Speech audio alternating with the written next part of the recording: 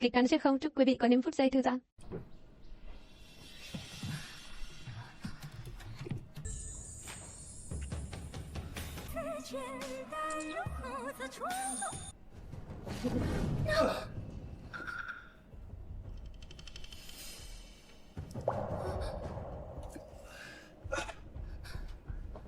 Tên cẩu tặc, ngươi dám bỏ Xuân Dược vào trà ta, ngươi sẽ không được chết tử tế. Xuân Dược, đây là đâu? Ta không phải đang chấp hành nhiệm vụ sao? Ngươi là ai? Hay cho ngươi, Yến Nhiên. Tô cô nương, là Minh Châu trong lòng của lại bộ thượng thư. Ngươi lại dám làm ra chuyện ô uế như vậy, còn vọng tưởng giả ngốc để chối cãi. Ngươi quả là trơ trẽn, ngươi quả là làm ô nhục danh dự Yến gia hầu phủ ta. Yến Nhiên,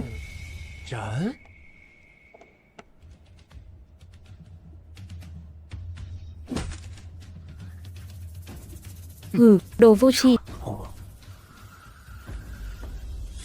Chẳng ngờ ta đường đường là vương giả điệp báo Viễn Quốc, lại xuyên không về Bắc Tống, lại còn hóa thành tên phế vật đích tôn Yến Nhiên của Vũ Uy hầu phủ. Rõ ràng là vị hôn thê của mình, suýt bị Đường huynh ức hiếp.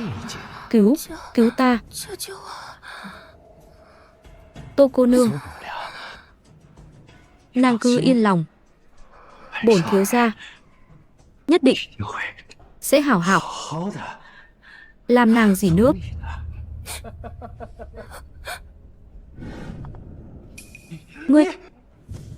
Ngươi đang làm gì vậy?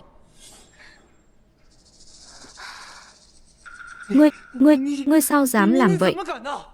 Đi, theo ta đi tìm Gia Gia.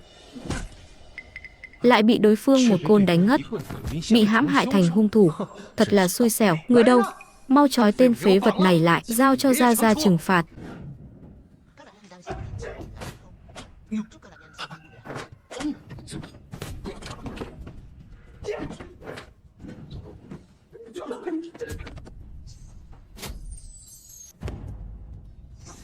Ngươi là đồ hỗn xược. Ngươi không chỉ hạ dược Tô cô nương, mà còn dám ra tay đả thương người. Ngươi nói ta hạ dược nàng ấy, ai đã thấy? Đồ đê tiện, đây rõ ràng là tẩm phòng của ngươi, chứ ngươi ra còn có thể là ai? Vậy ta hỏi ngươi, một cô nương chưa xuất giá như ngươi lại chạy vào tẩm phòng của ta làm gì? Hôn ước giữa hai ta không đồng ý. Hôm nay ta đến tìm ngươi chính là để từ hôn. Không ngờ ngươi lại là kẻ đê tiện như vậy, dám sai người hạ dược vào trà của ta. Vậy còn ngươi vốn dĩ quanh năm không đến viện ta, hôm nay sao lại đến?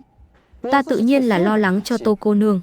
Hôm nay nếu ta không đến, chắc đã bị tên hái hoa tặc ngươi đắc thủ rồi. Đa tạ Yến sư huynh đã ra tay tương trợ cho Thanh Liên. May mắn Thanh Yến gia vẫn còn bậc hiền nhân như ngài, đó là điều nên làm. Thấy Tô cô nương vô sự, ta liền an lòng. Thật là một kẻ vô tri, bị người lừa gạt còn giúp đếm tiền. Cẩu tặc, ngươi nói ai vô tri? Ít nhất có 3 chỗ sơ hở. Thuốc xuân này quá tệ, nếu là ta điều chế, ngươi căn bản không thể nếm ra. Mà tiểu Yến Nhi của bổn thiếu gia đã là vật trong tay ta rồi. Ngươi vô sỉ. Ngươi vô sỉ. Thứ hai, ta không đáng phải chịu một gậy này. Nếu như ta có ý đồ bất chính với ngươi, ngươi đáng bị đánh phải là ngươi, chứ không phải ta. Phải rồi, nếu hắn hạ dược, ngươi phải chịu một gậy này, đáng lẽ phải là ta mới đúng. Thứ ba, phủ của ta chỉ có một nha hoàn hầu hạ, tại sao người dâng trà lại là kẻ đó? Tiểu tư của ngươi.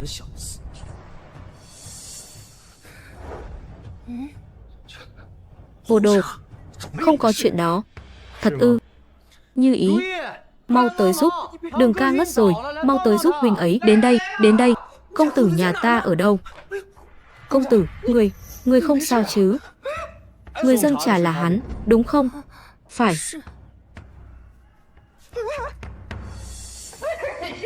Đến đây, bổn thiếu gia thưởng cho ngươi, mau uống đi.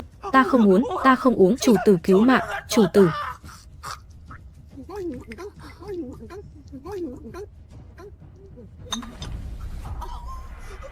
Nước lạnh, mau đưa ta nước lạnh. Ta sẽ bị thứ thuốc này thiêu chết mất. Đường huynh, tiểu tư của huynh còn biết rõ trong trà có gì. Huynh nói xem, ai là kẻ chủ mưu? Ngươi, chớ có hồ ngôn loạn ngữ. Ta chẳng hay biết gì cả. Tô cô nương, ta sẽ lập tức đuổi theo kẻ đó, tra rõ kẻ chủ mưu là ai. Xem ra chuyện này quả thực là đã oan cho hắn. Thế nhưng, lời đồn đại, Yến Nhiên này vô tri, khờ khạo, nhưng hôm nay gặp mặt hắn lại tâm tư kín đáo, lời lẽ sắc bén, hoàn toàn là hai người khác biệt. Thư từ hôn ngươi muốn, đây.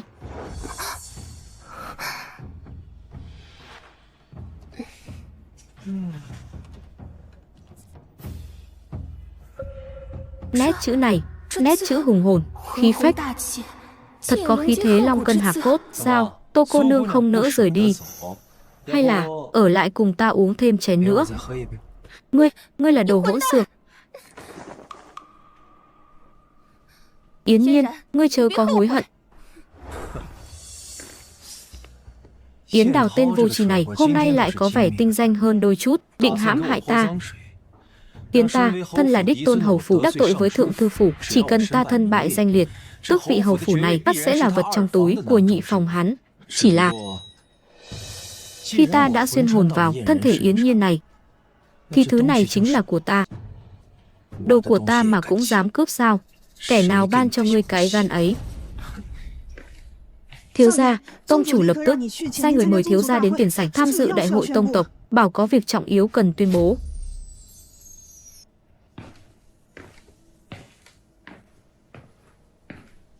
Gia. Tôn Nhi xin thỉnh an Gia. Đã đến rồi, thì cứ đứng đó. Nghe cho rõ. Ta đã già rồi. Tước vị hầu tước của gia tộc ta, cần chọn một người kế thừa để tấu lên triều đình. Ngươi không thích hợp chức hầu tước này, hãy để Yến Đào tiếp nhận đi.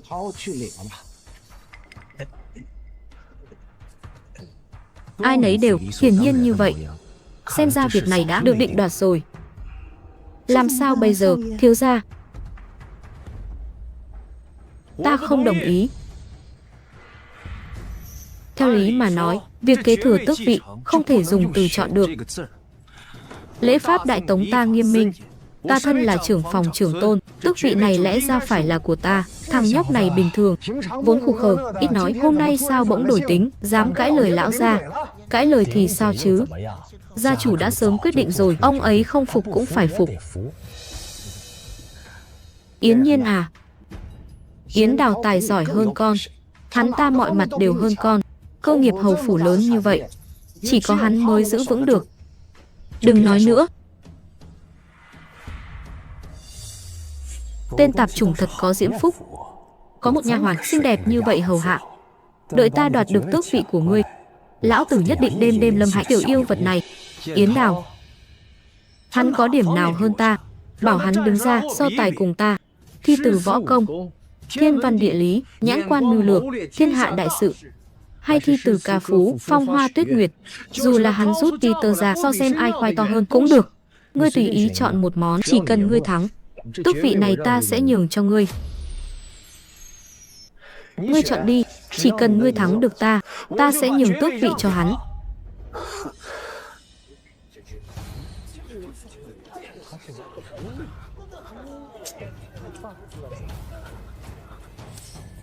Chỉ là phế vật, ngươi sợ hãi điều chi? Tiến lên.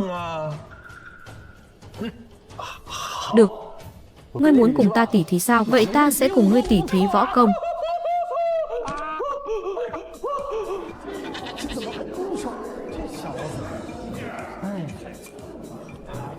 Võ công của ngươi chỉ có thế thôi sao? Ta đã cho ngươi cơ hội, nhưng ngươi lại vô dụng. Ra. Ngài nói phải không? Dẫu cho ngươi võ công cao cường thì sao? Ra tay đánh đệ huynh, thành trọng thương, hung tàn bạo ngược, tư đức bất tu. Lại đây, đứng dậy.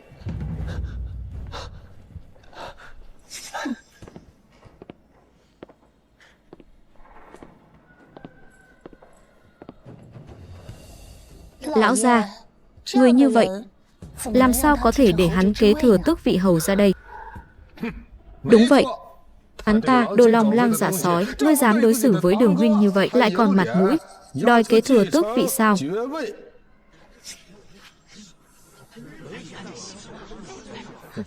Vậy được thôi, nếu ta nhường tước vị cho huynh đệ ruột thịt của ta, Nhị thúc, ngươi có thể nhường lại tài sản mà người đang nắm giữ trong hầu phủ cho ta không? Dựa vào đâu?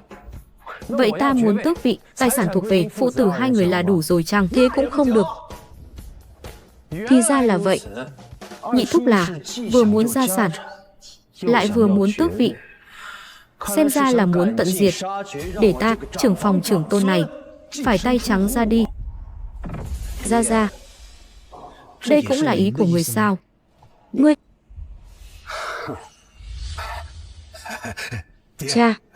Cha, con chỉ là nhất thời nóng giận, con thực không có ý đó. Vừa rồi Đông Thanh Di Nương nói ta tư đức bất tu. Vậy ta xin hỏi người đang mang thai là?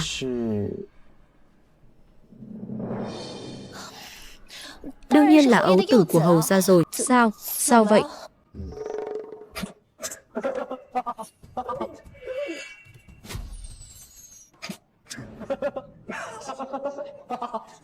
Yến Nhiên, con cười gì vậy?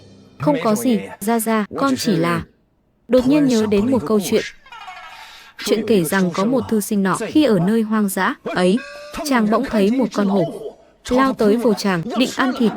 Lúc ấy, chàng nhận ra trong tay chẳng có vũ khí gì, chỉ có một cây bút trong lòng. Ngươi đừng có nói chuyện lan man. Ai bảo ngươi kể chuyện ấy? Ta thật sự không nói lan man đâu, bởi vì chuyện này có liên quan đến Nhị thúc.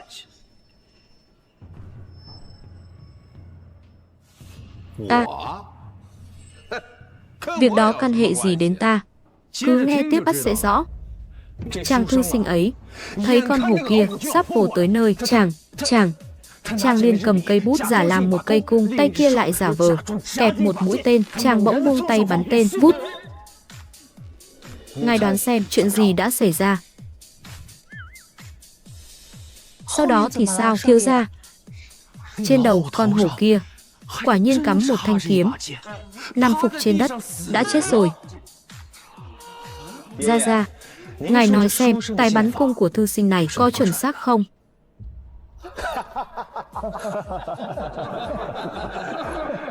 Thư sinh kia e rằng đã bị dọa đến ngây dại rồi. Mũi tên kia chắc chắn không phải của hắn, chắc hẳn là do người bên cạnh bắn. Ta cũng nghĩ vậy. Ông nội, năm nay ông đã 84 rồi. Ông còn có thể dương cung bắn tên hay cầm bút viết chữ nữa chăng? Ngươi...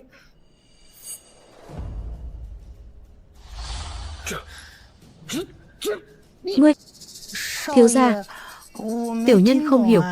Không sao, họ hiểu là được.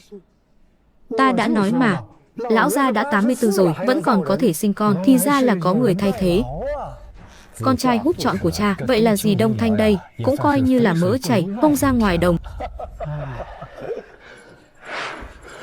Lão gia, không phải như vậy đâu, đừng nghe lời họ. Đừng nghe họ nói bậy.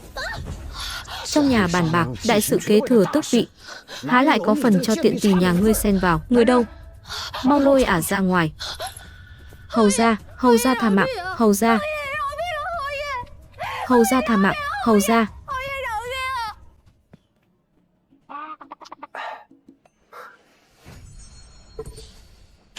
Chuyện này là sao? Vừa rồi Yến Đào đã hạ thuốc vào trà của vị hôn thê Tô Thanh Liên của ta, toan hãm hại nàng. Đã bị ta phát giác, đánh ngất ta, lại mưu toan vu oan cho ta, để hắn thuận lợi kế thừa tước vị.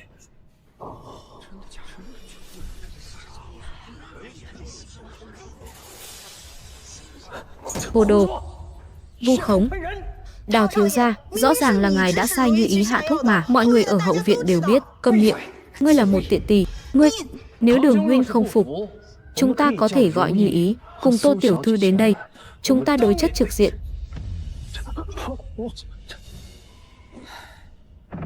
Ra, cháu không bận tâm người đem tước vị truyền cho kẻ phế vật này, bởi vì cháu biết, trong suốt 1 năm rưỡi qua, tất cả những người bên cạnh người đều nói cháu bất tài vô dụng lại vô tri đần độn. Các di nương bên cạnh người, các nha hoàn, tiểu tư đều nói như vậy, phải không? Đúng vậy. Nhưng vì sao lại là 1 năm rưỡi? Bởi vì 1 năm rưỡi trước, phụ thân ta vừa mới tạ thế. Nhị thúc ta từ dạo ấy đã bắt đầu nắm giữ quyền tài chính trong nhà. Các thúc bá, cô di trong nhà, nô bộc các viện, mọi khoản chi dùng đều do một lời ông ấy quyết định. Bởi vậy, ông ấy muốn mọi người nói gì, chư vị ắt hẳn phải nói rằng: ngươi cả gan, lão tử sẽ đánh nát miệng ngươi. Đánh nát miệng ngươi, ta.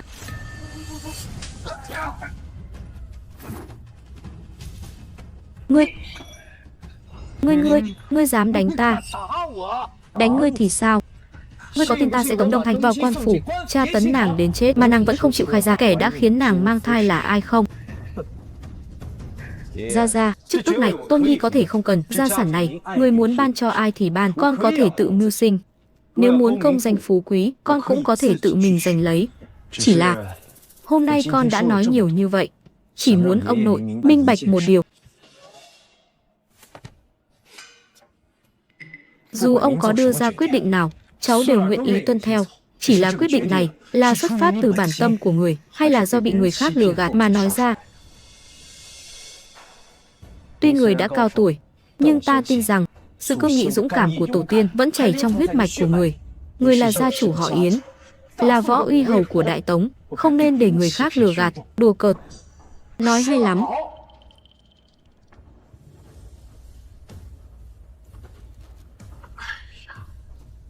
Nhiên nhi của ta, con đã trưởng thành rồi, con có gan dạ, có khí phách, có chi khí.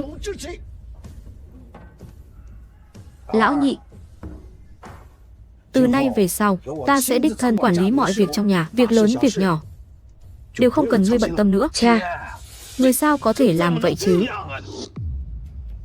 Lời ta nói chẳng lẽ không còn giá trị?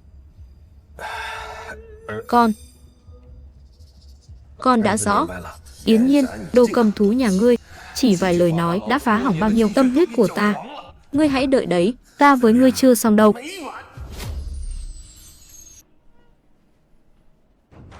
Nhiên nhi, từ nay về sau con hãy an tâm ở lại phủ.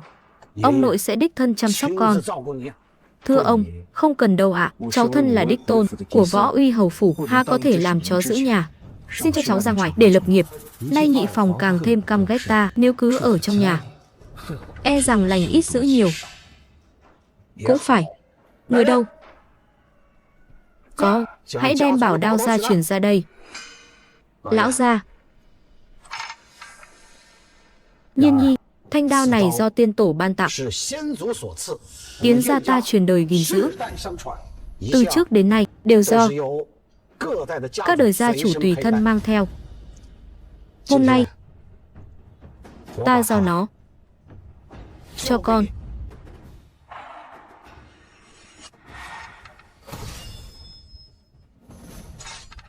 Gia cứ yên lòng, Tôn Nhi nhất định không làm ô danh võ uy hầu phủ. Tốt.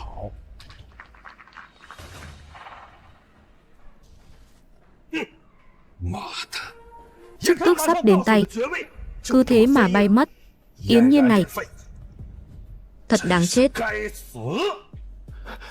Đáng lẽ ta nên ra tay ngay lúc ấy, một gậy đánh chết hắn đi. Nhị gia, Võ Đức Tư phái người đến báo tiệm bách hoa mà thiếu gia kiêm nhiệm đã xảy ra sai sót, lại bắt thiếu gia đi rồi. Cái gì? Cha.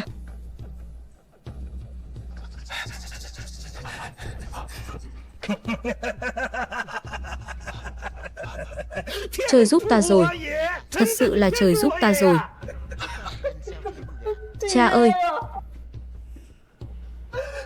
con trai của người sắp mất đầu rồi. Lời gì mà nói vậy? Hoảng hốt chi vậy? Đây là chuyện tốt.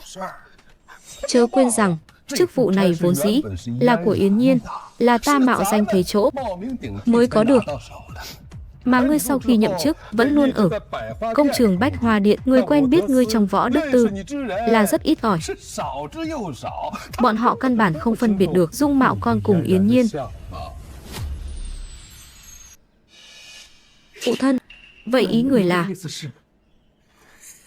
Yến Nhiên hắn chẳng phải muốn đoạt lại vật của mình sao? Vậy thì cứ để hắn đoạt lại đi thôi. Yến Giáo Di đâu? Lập tức theo ta đến Võ Đức Tư chịu tội. Hai vị, ta là nhị thúc của Yến Nhiên, Yến Giáo Di. Ta sẽ dẫn các vị đi tìm hắn ngay. Mời. Bọn gian tặc này, ta phải mau báo cho thiếu gia.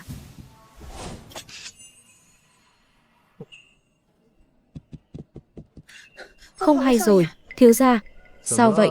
Sao lại hoảng hốt thế? Người của Võ Đức Tư đã tìm đến. Họ nói việc giám tạo Bách Hoa Điện đã xảy ra đại họa. Nhị gia đã đổ hết trách nhiệm của Đào thiếu gia lên người ngài, lại còn nói sẽ lập tức dẫn quan sai đến bắt người rồi. Thiếu gia mau chạy đi. Thiếu gia, đây là trọng tội Chu Di cửu tộc đó. Thật là một Yến Loan xảo quyệt.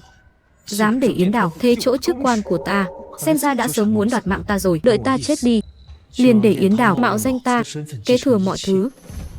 Thật là một kế sách hiểm độc. Chết rồi, lần này thiếu gia thành kẻ bị triều đình truy nã. Vậy thiếu gia sau này chẳng lẽ chỉ có thể tiêu bạt giang hồ sao? Ta phiêu bạt cái giang hồ của ngươi ấy, nếu thiếu gia nhà ngươi mà không đối phó nổi hai tên vô tri này thì chẳng cần ra ngoài lăn lộn làm gì. Thiếu gia, ngài có kế sách sao? Cứ yên tâm, lát nữa ngươi sẽ rõ, những kẻ hãm hại ta, rồi sẽ quỳ gối cầu xin.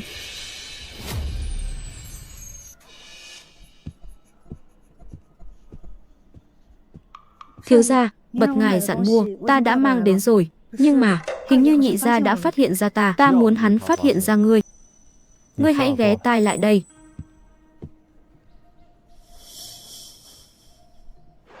Vào đi, đừng gây tiếng động, làm theo lời ta dặn. Vâng, được.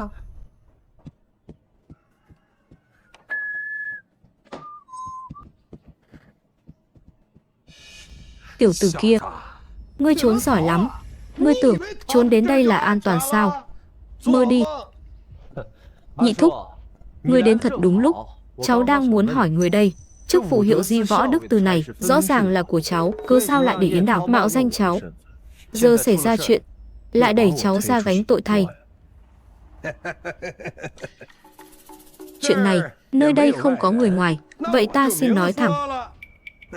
Chức vụ tốt đẹp này, tước vị hầu tước của con ta, gia sản của hầu phủ này cũng là của con ta. Nhưng một khi có bất trắc xảy ra, thì đó sẽ là của Yến Nhiên ngươi.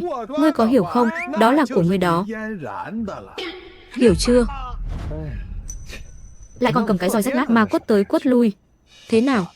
Chẳng lẽ muốn treo cổ ư? Việc công làm hỏng bét, muốn lấy cái chết tạ tội, cũng là lẽ đương nhiên.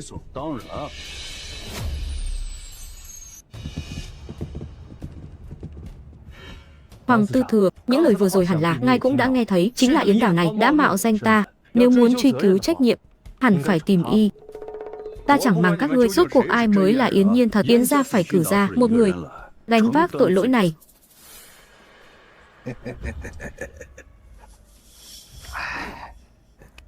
Hoàng Tư Thừa, chút lòng thành mọn này chẳng đáng kể gì.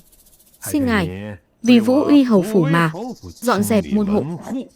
Sau này ắt sẽ trọng tạ. Được. Có người nhà họ Yến làm nhân chứng. Ngươi chính là Yến Nhiên, kẻ dám tạo Bách Hoa Điện bất lực. Mau bắt hắn lại. Nếu có chống cự, tại chỗ trình pháp.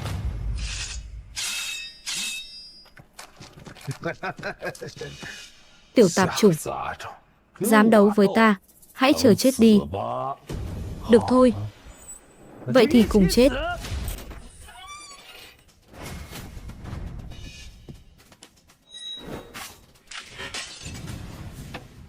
Là dầu, con tiện tỳ kia đổ dầu. Các ngươi định làm gì? Thật ngại quá. E rằng phải khiến các ngươi thất vọng rồi. Ta không đến để tự vẫn đâu. Ta đến để phóng hỏa. Yến Nhiên, ngươi muốn thiêu rụi Bách Hoa Điện này sao? Ngươi điên rồi ư? Yến hiệu gì, chớ nên đốt chốn này. Bách Hoa Điện này vốn là hành cung của bệ hạ, nếu ngươi dám phóng hỏa, thì tất thảy mọi người nơi đây đều sẽ bị chu di cửu tộc. Đó là hàng trăm sinh mạng đó. Cửu tộc. Cha ơi! Vậy chẳng phải chúng ta cũng sẽ bị... Yến Nhiên, chúng ta vốn là cốt nhục tương thân, cơ sao lại đoạn tuyệt đến thế? Cốt nhục cái thá gì? Khi các ngươi đẩy ta ra, đem ta làm vật tế thần, có từng nghĩ đến tình cốt nhục sao? Ta thấy điện này cũng đã siêu vẹo rồi, dù sao ta cũng phải chết, chi bằng chúng ta cùng chết đi. Yến huynh đệ, đừng ném, ta có cách cứu vãn. Có cách mà.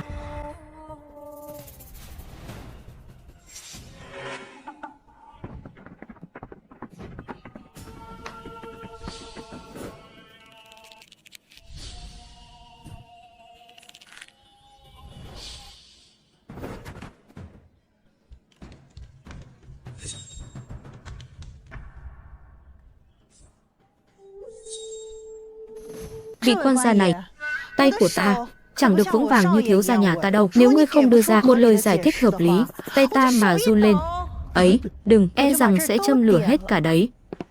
Chuyện là thế này, điện Bách Hoa kia vốn dĩ chẳng có gì sai sót, nhưng ta thấy đường ca của ngươi quá đỗi vô dụng, nên ta đã tự ý sai thợ, chỉ đóng nêm ở phía tây mà thôi, góc mái hiên phía đông thấp hơn 2 tấc. Vốn dĩ ta định dùng lý do này mà vòi Vĩnh Yến ra các ngươi một khoản, nhưng nào ngờ Yến Nhiên thật sự này lại có dũng có mưu, quả là anh hùng. Có thể sửa chữa được không? Yến huynh đệ cứ yên tâm, để thợ thuyền đóng nêm vào phía đông, lập tức sẽ bằng phẳng ngay. Ngươi nịnh hót cũng khéo đấy, lại còn nhìn người tinh tường. Yến Đào quả là kẻ vô dụng, đến cả việc lén lút cũng chẳng làm nên trò trống gì.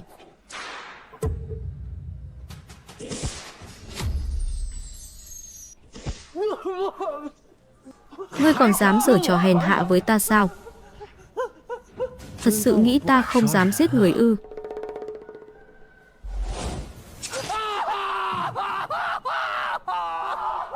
Ngọc Lộ, đợi ta chém bay đầu tên cầm thú này. Nàng hãy ném mồi lửa, chúng ta cùng chết. Yến Nhiên, cháu trai ngoan của ta. Nhị thúc cầu xin cháu dừng tay, quả là kẻ tàn nhẫn bậc nhất. Sao ta lại đắc tội với hắn chứ? Nhận lỗi, phải có thái độ nhận lỗi. Quỳ xuống.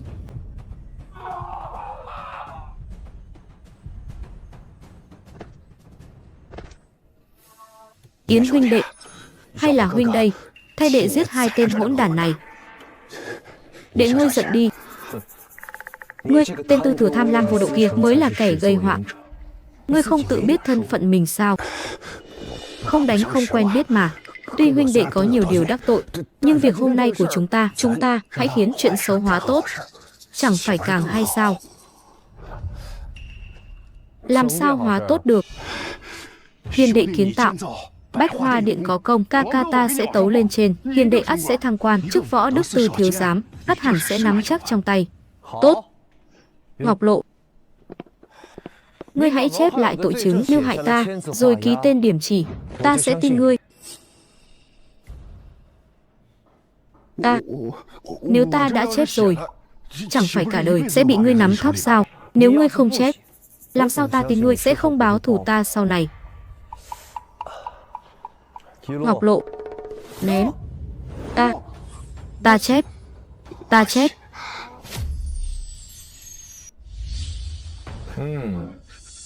Ngoài việc thăng quan tiến chức cho ta, ngươi còn nợ ta 100 lạng hoàng kim. Hãy nhớ kỹ, nếu dám sau này hãm hại ta, ta sẽ biến tờ cung trạng này thành trăm vạn tờ cáo thị. Đến lúc đó dán đẩy khắp hang cùng ngõ hẻm Biện Kinh. Dám giở trò trong hành cung của hoàng đế, đủ để chu di cửu tộc nhà ngươi rồi. Yến huynh đệ, xin hãy yên lòng, ta nhất định dâng vàng lên. Mọi việc đã xong xuôi. Còn các ngươi, mạo nhận quan thân, dám sát xây cung điện, lơ là chức trách, hãm hại thân thích, ra tay sát nhân, các ngươi có mấy cái đầu mà đủ để chém? Cháu à, chúng ta sẽ không làm vậy nữa đâu. Vậy ta hỏi ngươi, tước vị là của ai? Là của ngươi, đều là của ngươi. Gia sản này là của ai? Đều là của ngươi. Chúng ta sẽ không tranh đoạt nữa.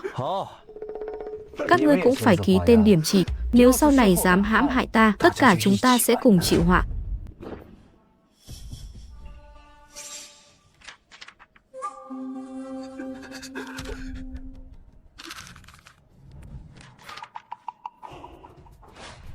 Ký xong rồi thì cút đi. Lẽ nào ta phải giữ các ngươi lại dùng bữa sao?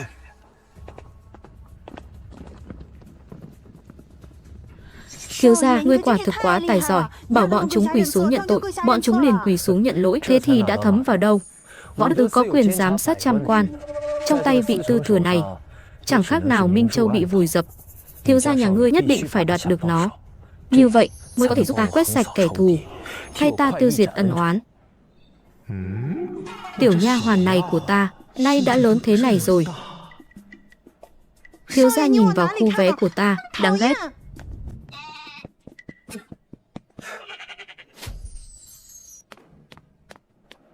Tham kiến hoàng tư thừa. Yến đệ, cuối cùng đệ cũng đến rồi. Bách Hoa Điện kia đã tu sửa xong xuôi, công văn tấu trình của đệ cũng đã được đệ trình rồi. Vậy thì đa tạ tư thừa đại nhân. Vết thương sau gáy đã khá hơn chưa? Đây là chút lòng thành của huynh.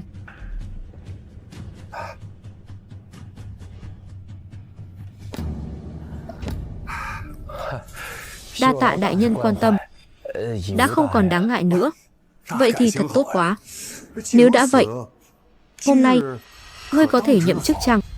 Tư thừa đại nhân cứ việc phân phó. Quả thực có một vụ án. Thứ nữ của Tô thượng thư lại bộ chưa xuất giá đã mang thai. Triều đình mong chúng ta cử một người đi điều tra cho rõ. Hay là xin làm phiền hiền đệ đi một chuyến. Thượng thư lại bộ Tô gia. Chẳng phải đó là nhà nhạc phụ cũ của ta sao? Thứ nữ ắt hẳn là muội muội của Tô Thanh Liên. Lão cẩu này dám sai ta, một quan cửu phẩm, đi điều tra chuyện xấu của nhà thượng thư, quả nhiên không có ý tốt. Nhưng nếu ta không nhận, nhất định sẽ bị hắn gán cho tội danh lơ là chức trách. Không có vấn đề gì chứ, nếu chuyến công cán này hoàn thành tốt. Huynh đệ à, chức thiếu giám của đệ chắc chắn sẽ thuộc về đệ thôi. Không thành vấn đề, đại nhân cứ giao cho ta.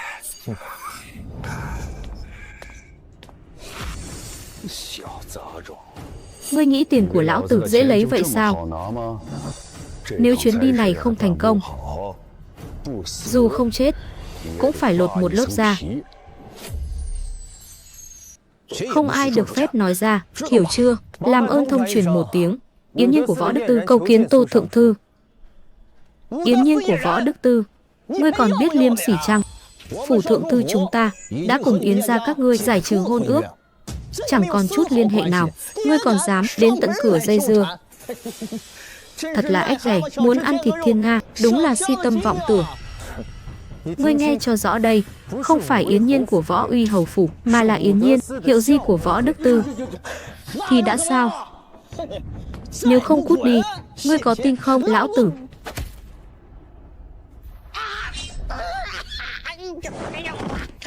Ồn ào. Ngươi còn dám đánh người sao ngươi? Các ngươi còn đứng ngây ra đó làm gì? Mau đánh hắn đi. Tất cả hãy dừng tay. Cái này hắn đánh người đó, còn không mau cút đi chữa thương. Ngươi, theo ta vào đây.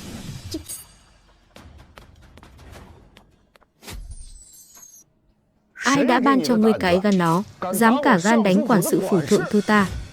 Ta phụng công vụ mà đến. Quản gia quý phủ thân phận hạ nhân, chẳng chịu bẩm báo, chẳng chịu thông truyền, chẳng sợ lỡ việc của thượng thư đại nhân ư? Bởi vậy Yến mỗ thay ngài dạy dỗ một phen. Công sự, ngươi chỉ là một con kiến hôi cửu phẩm, làm sao xứng cùng thượng thư nhị phẩm ta bản công sự? Ta không xứng. Vậy 10 năm trước, ngươi khi còn là một quan viên bình thường của lại bộ, lại có tư cách gì mà đính ước cùng Võ Uy hầu đương thời hiển hách? Khi ấy ngươi một lòng trèo cao quyền quý, nay thấy ta thất thế lại giáng họa thêm. Tô thượng thư, ngươi lấy đâu ra mặt mũi mà coi thường ta vậy? Vô lễ. Cũng chẳng thể sánh bằng hai vị tiểu thư của Tô đại nhân. Vô lễ. Trước có đại tiểu thư Tô Thanh Liên, chẳng biết liêm sỉ, một mình chạy đến phủ hầu gia ta. Sau đó là nhị nữ nhi Tô Ngọc Liễu chưa cưới đã mang thai. Chuyện này ngay cả tư thừa nhà ta, Hoàng đại nhân cũng biết. Võ Đức Tư ta vốn có chức trách giám sát trăm quan. Nếu ngươi trong lòng có quỷ, hãy sớm cút khỏi đây, để tiểu gia không phải nhìn thấy các ngươi mà ghê tởm.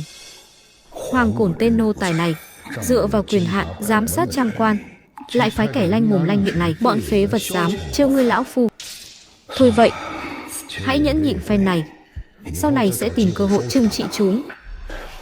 Được lắm. Nếu ngươi là người của Võ Đức Tư được phái đến để điều tra án, vậy thì xin mời ngươi ở lại đây cho tốt. Nhưng hãy giữ đúng phép tắc, bằng không ta sẽ không tha cho ngươi đâu. Cha ơi, tên cẩu tặc này sao lại đã đến phủ ta rồi, sao còn chưa đuổi hắn đi? Nếu chẳng phải vì công vụ, ngươi nghĩ ta muốn đến đây sao? Và lại, phủ thượng thư đây tiếp khách như vậy ư? Hôm qua ngươi đến phủ ta, còn có trà mà uống, sao vậy?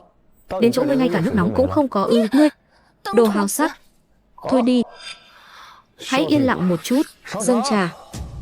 Hắn là người của Võ Đức Tư, được phái đến để điều tra án. Hắn là kẻ vô dụng thì điều tra được gì? Phụ thân, con đã thỉnh được thần nhãn Ngọc Quan Âm đến đây rồi. Có Hồng Tụ tỷ tỷ ở đây, hôm nay nhất định sẽ minh oan cho muội muội. Có Hồng Tụ tỷ tỷ ở đây, hôm nay nhất định sẽ minh oan cho muội muội. Ồ, vị này chính là Thẩm Thần Bộ sao? Đã ngưỡng mộ từ lâu, tham kiến Tô thượng thư. Tốt, vậy hôm nay xin mời thần bổ thẩm cùng Yến Hiệu Di tra xét. Những người trong phủ từng tiếp xúc với tiểu nữ sẽ đến ngay. Xin hai vị đợi lát. Đâu dám không tuân lệnh.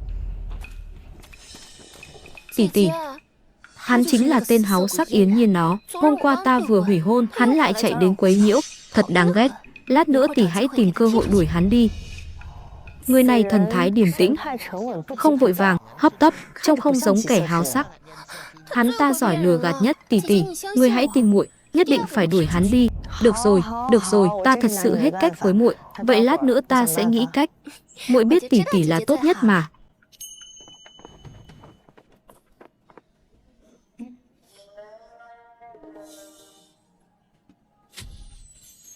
Vị này chính là tiểu nữ Tô Ngọc Liễu và cả nha hoàn thân cận của nàng, Cẩm Nhi. Vị này là giảng sư Phật học, Linh Tú sư thái. Những người trong phủ có tiếp xúc với tiểu nữ đều tề tựu tại đây. Yến giáo di, ngươi phá án có theo quy củ nào chăng? Không có. Thẩm tiểu thư xin mời. Phế vật vẫn là phế vật, chẳng có chút tài cán nào. Ngọc Liễu tiểu thư, gần đây thân thể ra sao rồi? Mấy độ gần đây, ta hễ dùng bữa, liền không sao ngưng được. Chẳng lẽ ta quả thực đã mang thai? Tỷ tỷ, nam nhân kia là ai vậy? Tiểu nữ còn thơ dại, chưa từng trải sự đời, mong thần bổ lượng thứ. Muội, trong vòng 2-3 tháng này, muội thực sự chưa từng cùng nam nhân ân ái, chưa từng. Ta ngay cả cửa phủ cũng chưa từng bước chân ra ngoài. Tuy nhiên, khi ta đu dây, đu thật cao, cũng có thể trông thấy cảnh vật bên ngoài phủ. Nhưng xa xôi cách trở thế này, làm sao có thể hoài thai được? À, xin lỗi, tại hạ không có ác ý. Khoảng cách xa xôi như vậy mà có thể khiến người hoài thai. Dù tại hạ có thiên phú dị bẩm, cũng không có bản lĩnh đó. Dù có đi chăng nữa cũng chẳng thể thi hành với nhị tiểu thư. Ngươi nói phải chăng? Thanh niên cô nương, ngươi không biết phá án thì đừng gây rối. Được. Ta không nói nữa là được chứ gì. Vậy Ngọc Liễu muội, trong 3 tháng qua, muội có từng gặp gỡ nam nhân nào khác không? Ồ, có, 2 tháng trước, trong yến tiệc tại phủ thượng thư. Quả nhiên là lần đó, chuyện xảy ra trong yến tiệc. Bá phụ có thể tường tận giải bày.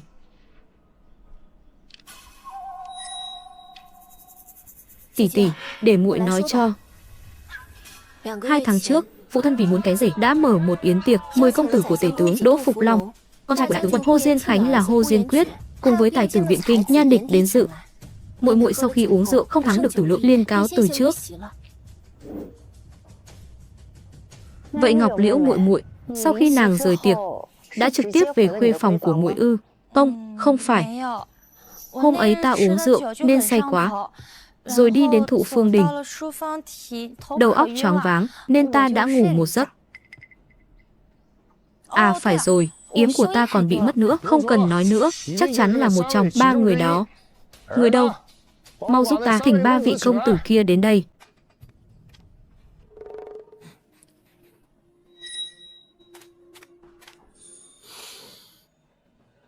Đồ háo sắc, ngươi đang làm gì vậy? Tiểu thư Ngọc Liễu, phấn thơm nàng dùng thật mịn màng, mua ở Ngọc Xuân Đường phải không? Đúng, đúng vậy, hỗn xược. Ngươi dám cả gan trước mặt bổn quan mà trêu ghẹo con gái ta sao? Ngươi đâu? Thượng thư xin khoan. Yến Hiệu Di không phải là người hành sự vô cớ. Hành động vừa rồi của ngài có ẩn ý gì chăng? Chẳng có ẩn ý gì, chỉ là tật xấu của hạ quan háo sắc mà thôi. Hồng tụ tỷ, muội đã nói mà, tên háo sắc đáng ghét này chỉ đến để gây rối thôi. Vậy Yến giáo Di có cho rằng hung thủ chính là một trong ba người đó không? Ngươi còn chưa đến, lúc này mà kết luận e rằng còn quá sớm. Tuy nhiên, Thẩm tiểu thư, ta muốn hỏi ngươi một điều. Ngươi có cảm thấy chăng, khi bước vào Tô phủ này, tựa hồ có một đôi mắt luôn âm thầm dòm ngó ngươi? Ta cứ ngỡ rằng kẻ dòm ngó ta chính là hắn, nào ngờ hắn lại hỏi trước ta. Chẳng lẽ còn có kẻ khác? Chẳng lẽ không phải là các hạ sao? Ta ngắm mỹ nhân xưa này đều quang minh chính đại, từ mọi góc độ, mọi phương diện. Dòm trộm vài ba lần, há lẽ nào lại thỏa mãn bổn thiếu gia? Yên giáo Di quả là thẳng thắn, ta tin ngươi. Vậy rốt cuộc là ai đang rình rập ta?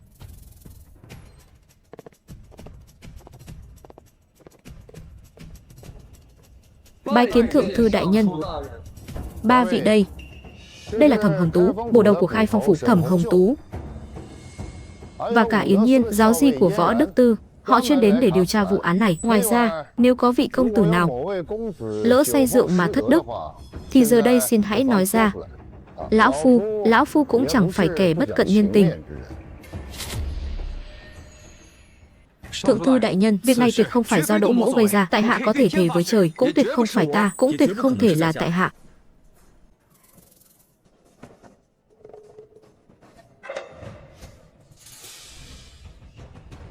Còn ai nhớ được đêm hôm đó tại yến tiệc, ba vị công tử có rời đi không? Nô tỳ nhớ sau khi nhị tiểu thư rời đi, công tử Đỗ Phục Long đã đứng dậy đi nhà xí. Người đi khoảng 2 khắc, rồi hô Diên Quyết công tử cũng vì tiểu lượng quá chén mà nôn mửa, rời đi đã lâu. Nhan Địch công tử, ta nhớ hình như là chưa từng rời chỗ. Đỗ công tử, ngươi nói không phải ngươi. Vậy cớ sao ngươi lại đi vệ sinh lâu đến vậy? Khi Đỗ Mỗ đang dự yến, bỗng nhiên bụng đau quặn thắt. Sau khi đi vệ sinh thì khó mà trở lại ngay. Thì ra là bị tiêu chảy. Xem ra vệ sinh ẩm thực của Tô phủ thật có điều bất ổn. Vậy hô Diên công tử, ngài làm sao vậy? Vì cớ gì ngài lại nôn mửa lâu đến thế? Ta cũng chẳng rõ vì sao. Ngày thường ta uống rượu 10 mấy thang vẫn không hề biến sắc. Đêm ấy rượu ở tướng phủ quả thật rất mạnh. Ta phải sang viện bên cạnh nôn đến trời đất quay cuồng mới khá hơn chút. Vậy Nhan công tử, đêm ấy ngài ở đó làm gì vậy? Ta đang điền từ vào tấm bình phong. Khi ấy, thượng thư đại nhân truyền lệnh cho ta làm thơ, lại sai người khiêng đến một tấm bình phong để tại hạ điền từ. Tại hạ mới viết được nửa khúc, thanh ngọc án thì đã buộc phải dừng bút. Vì cớ gì vậy? Chuyện này để ta thay Nhan huynh nói vậy. Y có chứng thuyết phích hôm ấy Hồ Diên huynh ở phòng bên nôn mửa không ngừng, khiến y không thể hạ bút. Thì ra là vậy. Lời khai của Nhan Địch tưởng chừng có thể minh oan cho Hồ Duyên Quyết, nhưng nếu Hồ Duyên Quyết đã sắp đặt một kẻ khác giả tiếng hắn, thì hắn vẫn có đủ thời gian gây án. Vậy nên, trong ba người, Đỗ Phục Long và Hồ Duyên Quyết vẫn còn hiềm nghi. Nhưng rốt cuộc là ai đây? Yến giáo Di, sự tình đến nước này, ta đã không còn cách nào tiến thêm nữa. Nhưng ta thấy ngươi dường như đã có kế sách trong lòng, chi bằng để ngươi thử xem sao. Không được. Hồng Tú tỷ tỷ, hắn ta chỉ là kẻ vô dụng, làm sao có thể phá án? Nếu hồ đồ bắt nhầm người, chẳng những hại muội muội ta mà còn đắc tội với người khác. Vừa hay, vụ án này ta vốn không định nhúng tay vào. Tiểu ra đây mong rằng cô phủ các ngươi sẽ trở thành trò cười lớn nhất Biện Kinh. Ngươi nói cứ như ngươi có thể phá án vậy, đồ vô liêm sỉ. Hay là chúng ta đánh cược một phen, nếu ta phá được án thì sao? Ngươi muốn cược gì? Thanh bảo đao gia truyền này của ta chính là do Thái Tổ ban tặng. Nếu ta thua, thanh đao này sẽ thuộc về ngươi. Được, nếu ta thua, ta sẽ chấp thuận ngươi bất luận việc gì. Thôi đừng nói bất luận việc gì nữa, ta chỉ cần ngươi trước mặt tất cả mọi người, thành tâm nhận lỗi, tạ tội với ta, nói rằng hôm qua ngươi đã hàm oan cho ta, rồi cầu xin hảo ca ca tha thứ. Ngươi không dám ư? Được, ta chấp thuận ngươi, tốt lắm. Vậy vụ án này cứ giao cho ta xử lý. Ta nói ngươi, cái tên quan cửu phẩm tép diêu này, ngươi có tài năng ấy ư? Không sai. Thẩm tiểu thư lừng danh thiên hạ, là thần nữ Ngọc Quan Âm, ngay cả nàng cũng đành chịu. Vậy cớ gì ngươi lại phá được cục diện này? Các vị cứ việc xem là được. Tuy nhiên, trước khi phá án ta còn cần một vật dụng vô cùng trọng yếu. Vật dụng gì vậy? Ngươi... À, Quan Âm tỷ tỷ, có thể cho ta mượn yếm của người một lát không?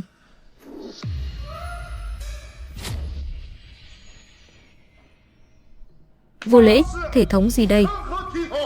Ngươi muốn sao, tên tiểu tặc? Cha, sao người không sai người, đuổi hắn đi.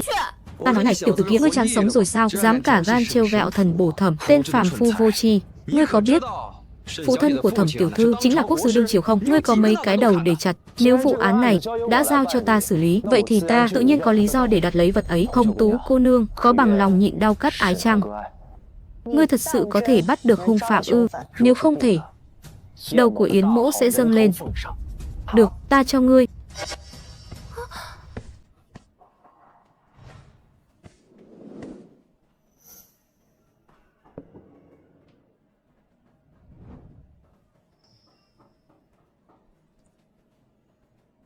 Này, chư vị, Thẩm cô nương thay y phục còn cần chút thời gian. Dù sao nhàn rỗi cũng là nhàn rỗi. Cấm Bình Phong mà Nhan công tử đã điền từ trước đây còn đó chăng? Ngươi lại muốn làm gì? Việc này can hệ gì đến án vụ? Muốn được chiêm ngưỡng văn chương của tài tử Đại Tống, mở mang kiến thức chẳng được sao? Đưa cho hắn xem.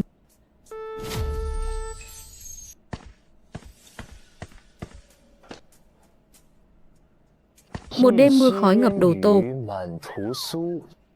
cầu vẽ trăng xa tựa thở sơ, cửa sổ nhỏ thơ thành mấy bức, liễu rủ khắp nơi, thuyền cô bến cổ, ngóng mãi đường chân trời. Lời thơ hay quá. Nhan công tử, sao chẳng viết nốt câu sau? Được. Công tử, chi bằng trước tiên dùng chén trà, ngẫm nghĩ rồi hãy hạ bút.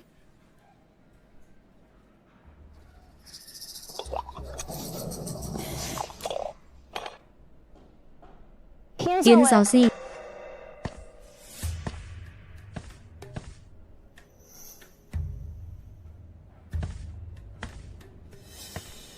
Vật ấy ở bên trong.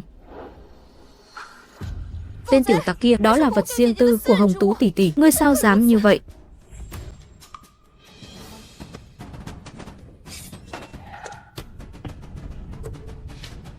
Ngươi làm gì vậy? Cứu mạng! Nghiệt chướng, nghiệt chướng! Giữa chốn đông người, dám làm ra chuyện ô uế như vậy. Người đâu? Mau bắt lấy!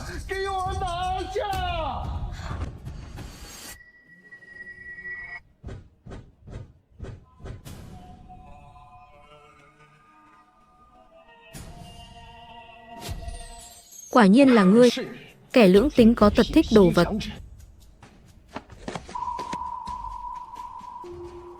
Ngọc Liễu, kia chẳng phải là yếm của ngươi sao? Đúng vậy, sao lại ở trên người nàng ta? Tô thượng thư, cái gọi là sư thái này chính là kẻ gây án, kẻ lưỡng tính như hắn, vừa là nam vừa là nữ.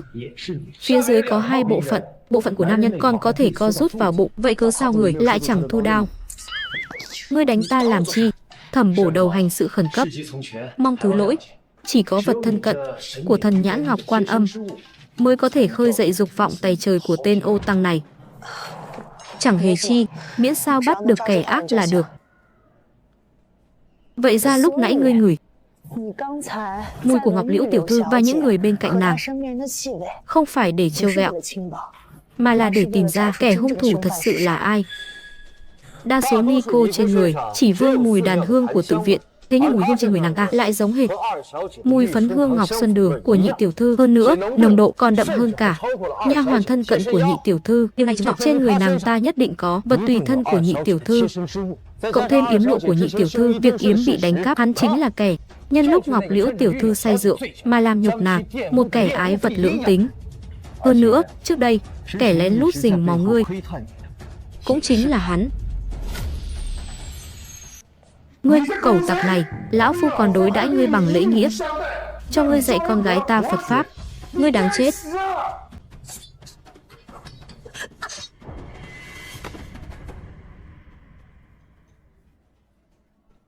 Đao này từ đâu ra? Của ta. Ngươi tiểu tử kia, lợi dụng lúc lão phu đang cơn thịnh nộ, mất hết lý trí mà đưa đao ra. Chuyện này, chẳng lẽ ngươi muốn ta phải giết người sao? Tô thượng thư, ngài không giết hắn, chẳng lẽ còn muốn giải hắn đến quan phủ ư? Ngọc Liễu tiểu thư, chuyện này e rằng sẽ bị người đời theo dệt thành 800 phiên bản. Đến lúc đó, ngươi còn mặt mũi nào nữa, chức quan này còn giữ chăng? Sự tình đã đến nông nỗi này, hiện giờ đã như vậy rồi, chẳng lẽ còn có thể vãn hồi danh tiết cho nữ nhi của ta sao? Có thể, đương nhiên có thể. Vẫn xin yến hiệu gì, chẳng tiếc lời chỉ giáo, mời.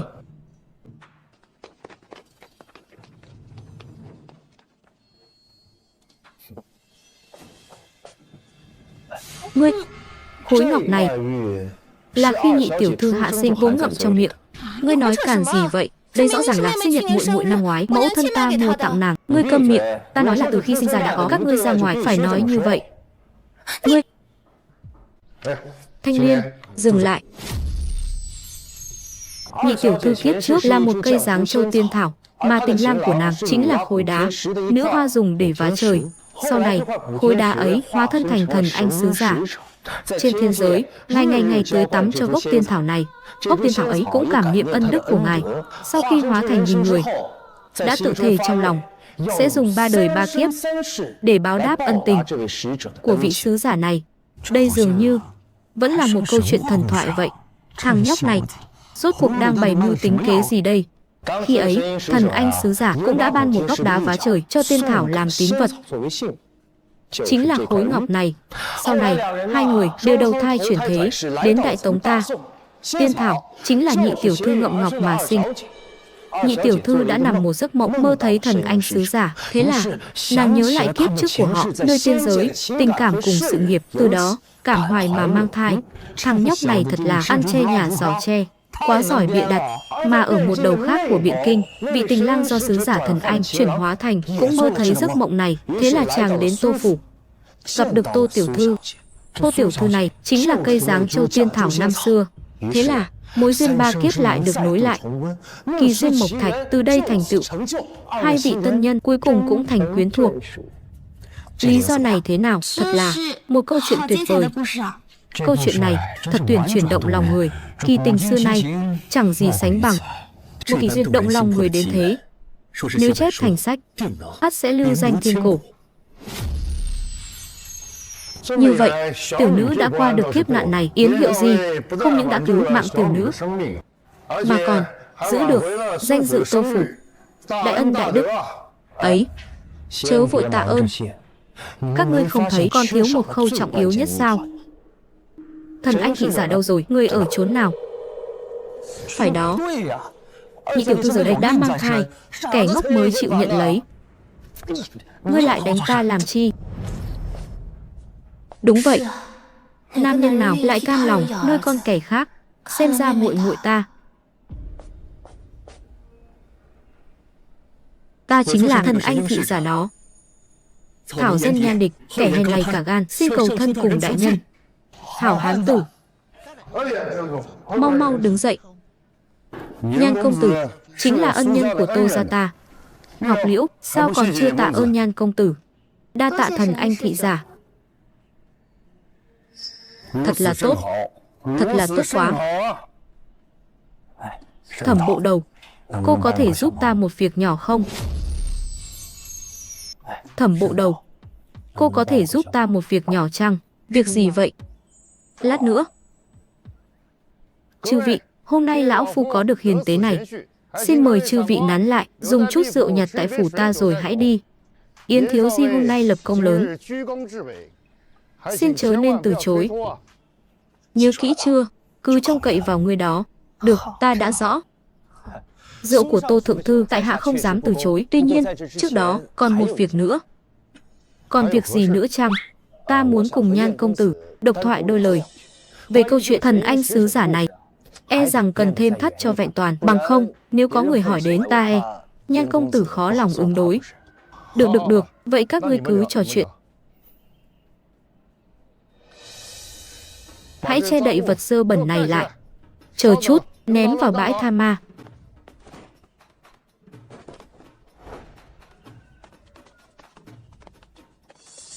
Nhan công tử, chúng ta hãy tránh xa tên này một chút, hơi giận người. Tại hạ cũng nghĩ như vậy. Yến huynh mời.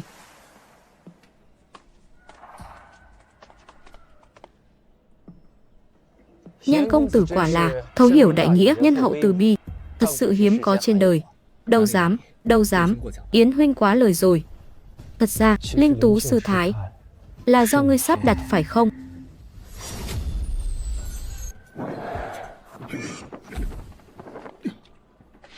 Kế sách thật tinh vi, mưu tính thật hiểm độc. Đáng tiếc, ngươi lại gặp phải ta. Sẽ chẳng ai hay biết đâu.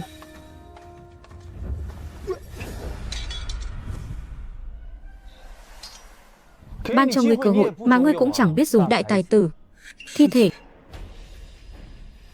Thi thể sao lại sống dậy?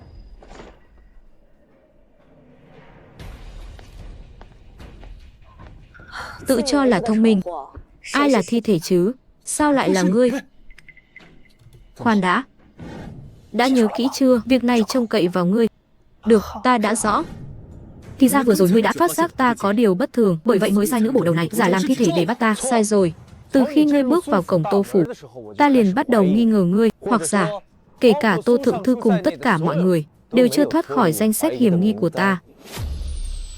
Ôi, ta thật sự là uổng công xưng là thần thám, chẳng ngờ đây lại là án trong án, mà Nhan địch ngươi mới là chủ mưu. Yến giáo di, ngươi quả là trí mưu hơn người, gần như yêu quái vậy. Ta mưu tính đã lâu, lại bại dưới tay ngươi, cẩu tạp chủng, ta sẽ không tha cho ngươi đâu. Không phải, sao ngươi lại đánh ngất hắn, lát nữa hắn khai cung thế nào? Đừng vội, bởi lẽ những gì ngươi thấy lúc này chỉ là một nửa sự thật. Giờ chính là lúc để vén màn nửa sự thật còn lại. Yên giáo di, Thẩm bổ đầu, chuyện này rốt cuộc là sao đây? Nếu chư vị đều có điều nghi vấn, vậy ta sẽ tường tận kể rõ. Khi mọi người hướng về Thẩm bổ đầu, khi thuật lại vụ án, ta nhận thấy vụ án này ít nhất có 3 điểm khả nghi. 3 điểm ư? Ta nào có phát hiện ra điểm nào? Tên này quả nhiên là nhạy bén đến đáng sợ. Thứ nhất, Hồ công tử nói y tiểu lượng rất cao, nhưng vào ngày y dự yến, y rõ ràng chưa uống bao nhiêu mà đã nôn mửa thảm hại. Thứ hai, Đỗ công tử bỗng dưng cảm thấy bụng dạ khó chịu. Tô đại nhân, Tô thượng thư rượu thịt trong phủ, hẳn là khó mà phát hiện ra những thứ bất tịnh. Hắn đau đớn đến nhường này, chắc chắn bên trong có điều kỳ lạ. Còn một điều nữa, điểm đáng ngờ thứ ba chính là muội muội của ngươi lại ngủ tại Thụ Phương Đình. Dù nhị tiểu thư không thắng được tiểu lượng uống quá nhiều, dẫu cho say đến mức nào cũng chỉ là say rượu mà thôi. Với mức độ hôn mê này, tuyệt nhiên không thể nào bị kẻ khác làm nhục mà vẫn không hay biết. Mỗi một sự việc này, nếu tách riêng ra, đều là những chuyện vô cùng nhỏ nhặt, nhưng khi đặt cạnh nhau lại là những sơ hở quá rõ ràng, đáng ghét. Ta lại không hề nhận ra khi ghép 3 sự việc này lại. Điều đó chứng tỏ có một kẻ trong rượu của 3 người họ đã bị bỏ 3 loại thuốc khác nhau. Kẻ có thể làm được điều này e rằng chỉ có thị nữ châm rượu trong yến tiệc của Tô thượng thư mà thôi. Thì ra là vậy. Ta sẽ lập tức bắt chúng về, từng kẻ một tra khảo, không cần phiền phức đến thế. Ngọc Liễu tiểu thư, tên ô tăng Linh Tú này, ai là người đầu tiên nhắc đến với cô, và ai đã nói hắn Phật pháp tinh thâm? Là Cẩm Nhi. Hôm yến tiệc ấy, người rót rượu cho 2 vị công tử và muội muội ta cũng là Cẩm Nhi. Đúng vậy, là ta đã làm. Cẩm Nhi, từ nhỏ đến lớn, ta vẫn luôn coi ngươi như tỉ muội ruột thịt, sao ngươi lại phản bội ta? Tỉ muội ruột thịt? Ngươi có hay chăng? Vì sao ta và ngươi lại giống nhau nhất? Ngươi có hay chăng? Tâm cảnh ra sao, ta chẳng cần đoán, cũng thấu tỏ. Bởi lẽ hai ta đều là nữ nhi do lão gia sinh ra. Không thể nào, ngươi sao có thể là tỷ muội của chúng ta? Phụ thân ngươi, ỷ mình là thượng thư. Sau khi say rượu đã vô đức làm nhục mẫu thân ta, người khi ấy là thị nữ của ông ta. Sau khi sinh ta, lại không dám nhận ta, khiến ta đời đời kiếp kiếp hầu hạ chính muội muội ruột thịt của ta. Ngươi dám làm, sao lại không dám nhận? Lão hỗn đản!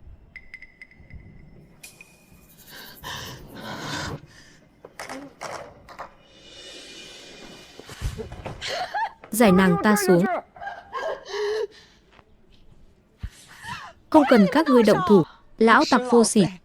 Dù ta có chết đi, hóa thành quỷ cũng sẽ tìm ngươi đòi mạng.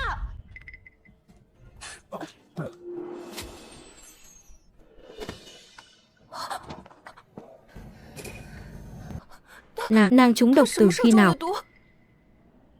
Trên người nàng căn bản không có vật chứa độc. Điều này chứng tỏ Cẩm Nhi, nàng đã sớm uống thuốc độc rồi. Nàng ta nào có màng sống chết, chỉ cốt báo thù thôi. Tô thượng thư, nam nhân mà, việc giữ gìn thân thể là vô cùng trọng yếu đó. Mau khiêng đi.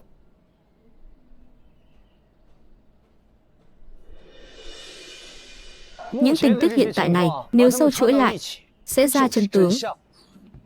Nha hoàn Cẩm Nhi, vì bất mãn thân phận, lòng ôm oán hận, bị Nhan Địch lợi dụng làm đồng la, đồng thời giới thiệu tên lưỡng tính, ô tăng linh tú cho nhị tiểu thư.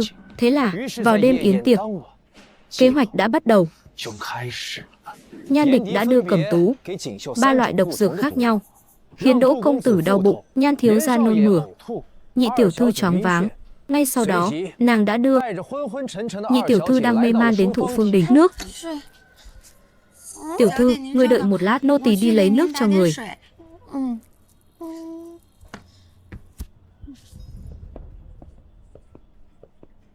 Để Linh Tú chiếm tiện nghi. Cẩm Nhi làm vậy là để trả thù. Linh Tú vì thỏa mãn dục vọng. Vậy động cơ của Nhan Địch rốt cuộc là gì? Đương nhiên là vì cầu hôn tiểu thư của lại bộ thượng thư, mượn thế lực của Tô thượng thư, thăng quan tiến chức, đăng lên vị trí cao quan. Ta nói đúng không? Nhan đại công tử đã tỉnh giấc rồi, chớ nên giả vờ ngủ nữa. Ngươi nói không sai. Ta cần một con đường tắt để lên cao vị. Bởi vậy mới chọn Tô Ngọc Liễu làm bậc thang cho ta. Tiếc thay công dã tràng xe cát, lại bị ngươi phát hiện ra manh mối. Ngươi xem ngươi, lại lạc quan quá rồi đó. Ngươi đây đâu phải công dã tràng xe cát, ngươi làm việc đầy dẫy sơ hở. Nếu là ta làm cẩu thả như vậy, đã sớm một đao tự kết liễu rồi. Ngươi đừng có không phục, ta chẳng qua là nói bừa một câu chuyện về Ngọc Thạch và Tiên Thảo. Ngươi đã vội vã sa vào cạm bẫy. Ta vừa mới đuổi người đi, ngươi lại hấp tấp muốn giết người diệt khẩu. Đây đâu phải là tư duy của một mật thám lão luyện, quả là một kẻ ác vụng về. Bằng hữu Tây Hạ của ta. Tây Hạ, mật thám, yến hiệu gì? Ngài không nhầm chứ? Ta và Nhan Địch, từ khi theo học quốc tử giám, chúng ta đã là tri kỷ. Ta chưa từng nghe qua hắn có liên hệ gì với Tây Hạ. Yến hiệu gì? Những lời ngươi nói có bằng chứng chăng? Văn tự Tây Hạ phát triển từ Hán văn, thư pháp vô cùng tương cận, nhưng có một điểm khác biệt duy nhất. Trong nét bút của Tây Hạ, không có nét sổ móc. Các ngươi xem nét sổ móc này. Rõ ràng là sau khi viết một nét sổ xuống phát giác sai sót, lập tức lại ở bên cạnh thêm một nét chấm, khiến nó trông thật chướng mắt.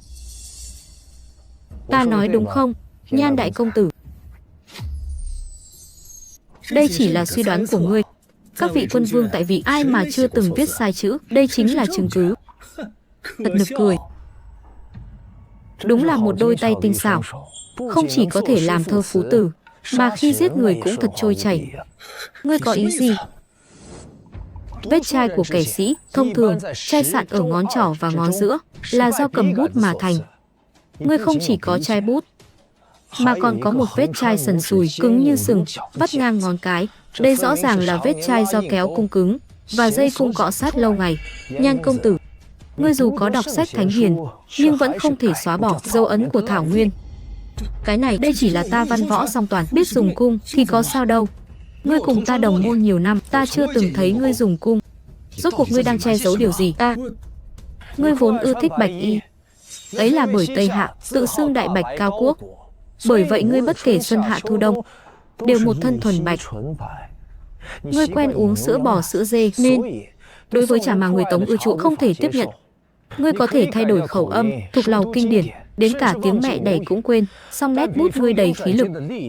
Ký ức nơi vị giác sâu thẳm, dáng vẻ dưỡng trong gân cốt, những dấu ấn văn hóa khắc ghi này còn sâu hơn cả hình xăm.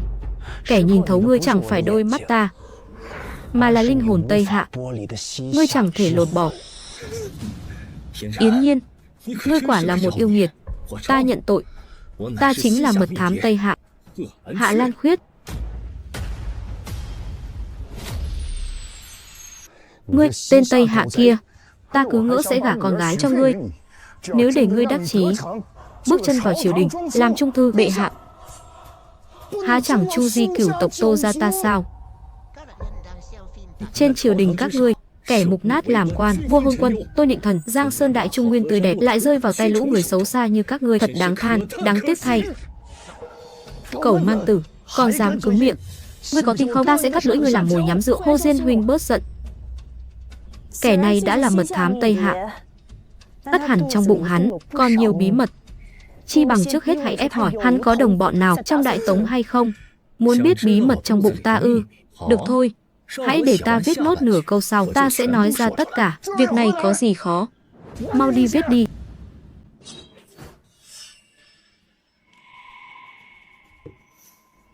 Nhan địch văn tài võ công, tâm cơ trí mưu đều là bậc nhất.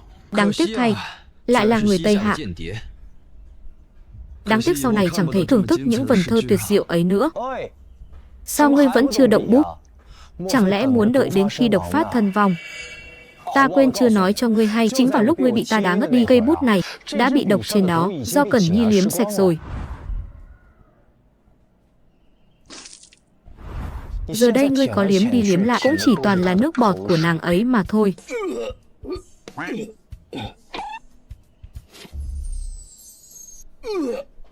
Ôi chao, ta quên mất ngươi có tật ưa sạch sẽ.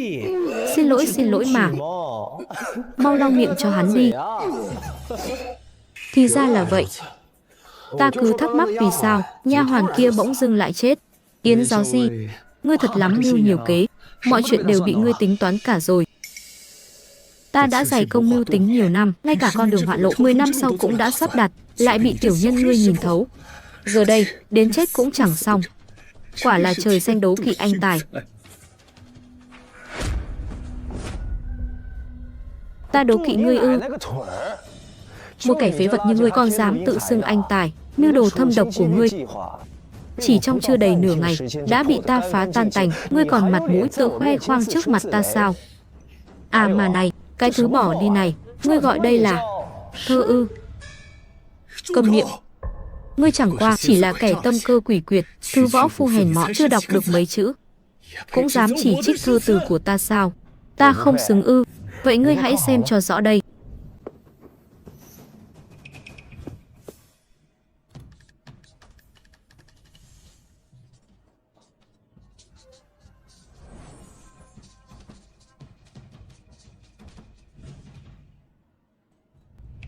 Phi vân nhiễm nhiễm hành cao mộ, thải bút tân để đoạn trường cú.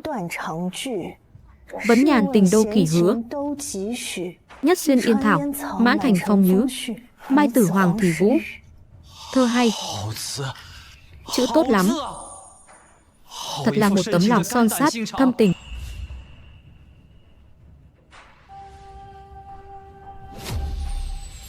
Bài từ này trong lòng phải chứa bao nhiêu thâm tình mới có thể viết nên khắc cốt động lòng như vậy. Yến hiền chất, chỉ với nửa bài này đã đủ để lưu danh trên thi đàn rồi. Nửa bài đầu và nửa bài sau đặt cạnh nhau, quả thực chẳng khác nào danh hoa kết cùng cỏ đuôi chó. Hạ Lan Khuyết, tài tình của ngươi cùng Yến Hiệu Di cách biệt tựa như từ đây đến Hưng Khánh Phủ vậy. Làm sao có thể? Ngươi rốt cuộc là ai? Ta ư? Một võ phu Đại Tống, nhưng đủ sức quét sạch bọn hạ tặc. Đã sinh Hà Lan, sao còn sinh Yến Nhiên?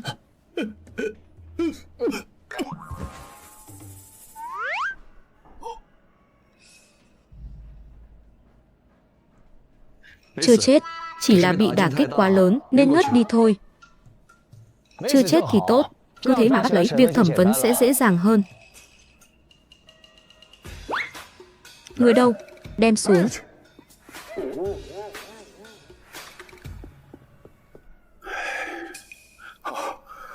May nhờ Yến hiền chất.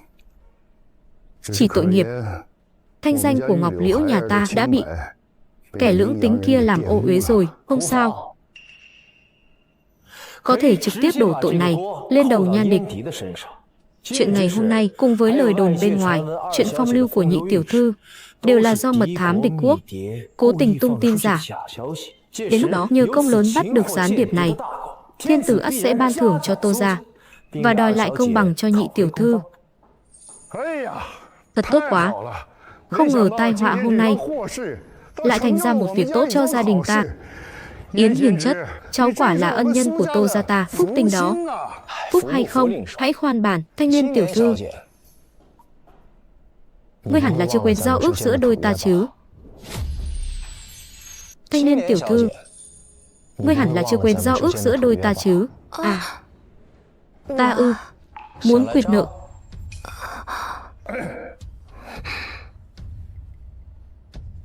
Nữ nhi, con cũng thật là. Yến giáo di kia chỉ là đùa giỡn với con thôi, chẳng lẽ ngươi không nhìn thấu điều này sao? Lão phu đã biết tài năng của hắn, sau này tự có sự chiếu cố.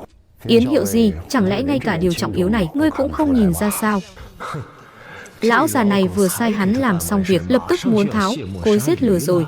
Chỉ một lời hứa suông về sự chiếu cố mà muốn tiểu gia làm chó săn cho ngươi. Mơ đi, đã cực thì phải chịu thua. Thiên kim của lại bộ thượng thư, chẳng lẽ ngay cả điều này đến lẽ thường tình cũng chẳng hiểu ư? Yến giáo di, Tô đại nhân là đứng đầu lục bộ, là lại bộ thượng thư đó, ngươi chớ có hồ đồ. Đúng vậy, đã cho bậc thang mà ngươi còn không biết xuống, ngươi là kẻ vô lại đến thế ư? Tỷ tỷ, ngươi đừng nói nữa. Yến gia ca ca, muội thay tỷ tỷ xin tạ lỗi cùng chàng. Không cần. Đính ước rồi lại hủy hôn, lật lọng bội tín. Khi cần thì dùng, khi hết thì bỏ. Luôn tự cho mình cao hơn người khác, lời nói ra chẳng khác gì dám. Hoàng tống đệ nhất gia tộc vô liêm sỉ, chính là Tô gia các ngươi, quả là xứng đáng. Dám giữa chốn đông người và mặt lại bộ thiên quan. Yến Nhiên này thật là dũng mãnh, hảo hán tử. Ta thật sự tâm phục khẩu phục, sau này ta nhất định phải cùng Yến giáo di kết giao cho thật tốt. Ngươi đứng lại. Được, ta nhận lỗi. Các ngươi tất cả đều nhìn cho rõ.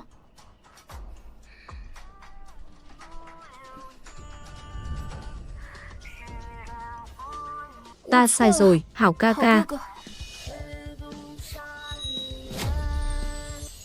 Ta sai rồi, hảo ca ca.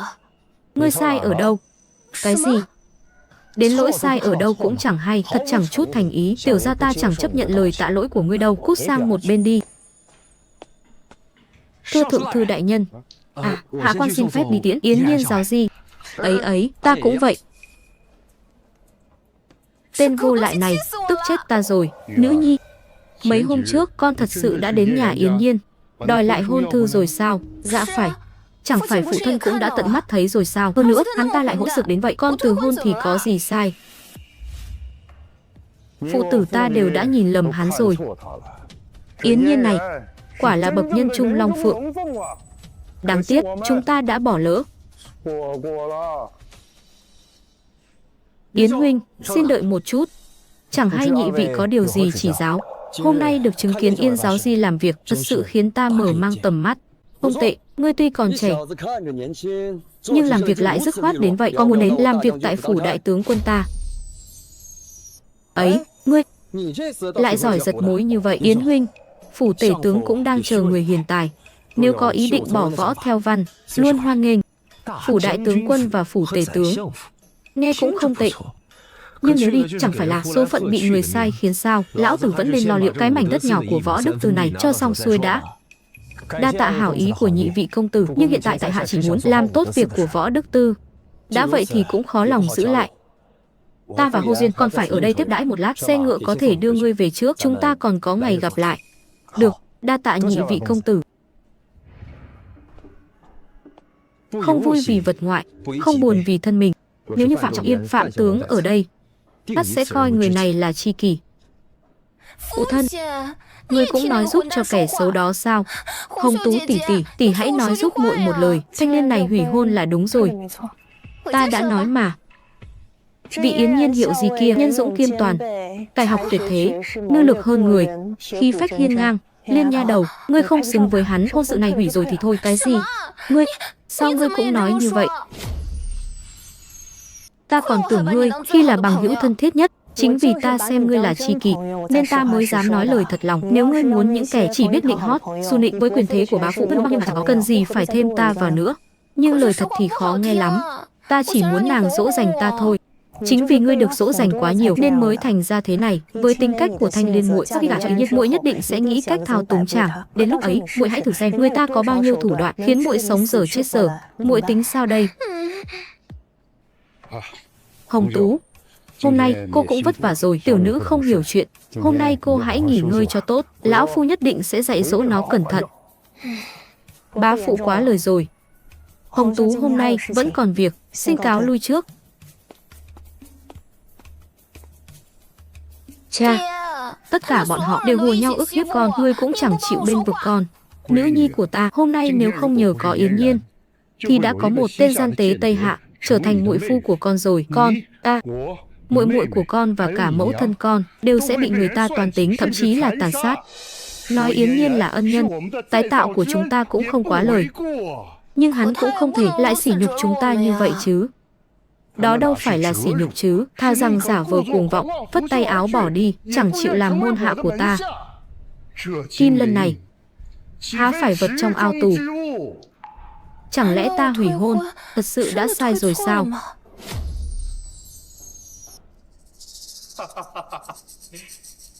Lời hay. Yến Nhiên này, quả nhiên chẳng tầm thường, là một nhân vật kiệt xuất.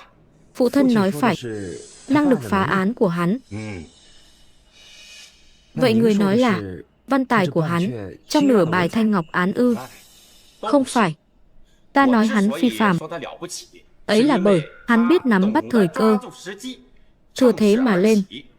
Người như vậy, bất kể trung hay gian, đều sẽ trở thành nhân vật khuấy động phong vân. Con hãy kết giao thật tốt với hắn, tương lai ắt có ích. Dạ, phụ thân.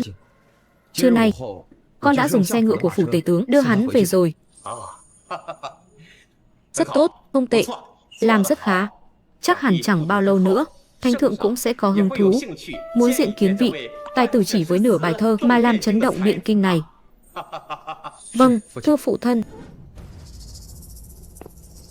Đại nhân, Yến giáo di vừa đến nộp lại công vụ, nói rằng việc của phủ thượng thư đã được giải quyết rồi. Làm sao có thể, hắn làm sao dám nhúng tay vào chuyện xấu xa ấy. Bị người đánh cho một trận quăng ra ngoài đã là nhẹ rồi, mạng bỏ lại ở thượng thư phủ cũng là điều có thể xảy ra. Hắn làm sao có thể bình an vô sự được. Kẻ hèn này không dám lừa dối đại nhân. Hơn nữa, khi Yến Hiệu Di vừa đến, người ấy ngồi xe ngựa của tướng phủ.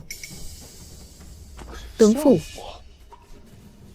Đỗ tướng gia đích thân phái người tiễn hắn ra ngoài. Thật không sai chút nào, thưa đại nhân. Xong rồi.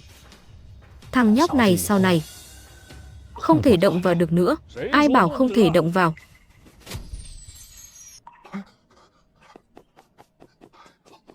Hoàng Cổn, tham kiến chỉ huy sứ đại nhân. Không hay đại nhân, chính là vì kẻ mà ngươi nói không thể động vào mà đến. Yến Nhiên đó đắc tội với một bằng hữu của ta. Ngươi hãy tìm một cớ thay ta giải quyết hắn đi. Nếu làm tốt, bổn chỉ huy sứ sẽ trọng thưởng. Đại nhân minh xét. Yến Nhiên kia dù chỉ là một giáo di, nhưng gian xảo, hung hãn không thể xem thường. Huống hồ nay đã lọt vào mắt xanh của Đỗ tướng gia, làm sao có thể tự tiện sát hại quan lại triều đình. Ai khiến ngươi vô cớ sát nhân? Vụ án 12 liên hoàn hung sát kia chẳng phải khiến triều đình trên dưới đều nhức óc sao? Ngươi hãy dẫn Yến Nhiên đi điều tra, rồi trong quá trình phá án tìm một lỗi lầm mà giải quyết hắn đi. Nhưng ti chức còn đôi điều khó xử.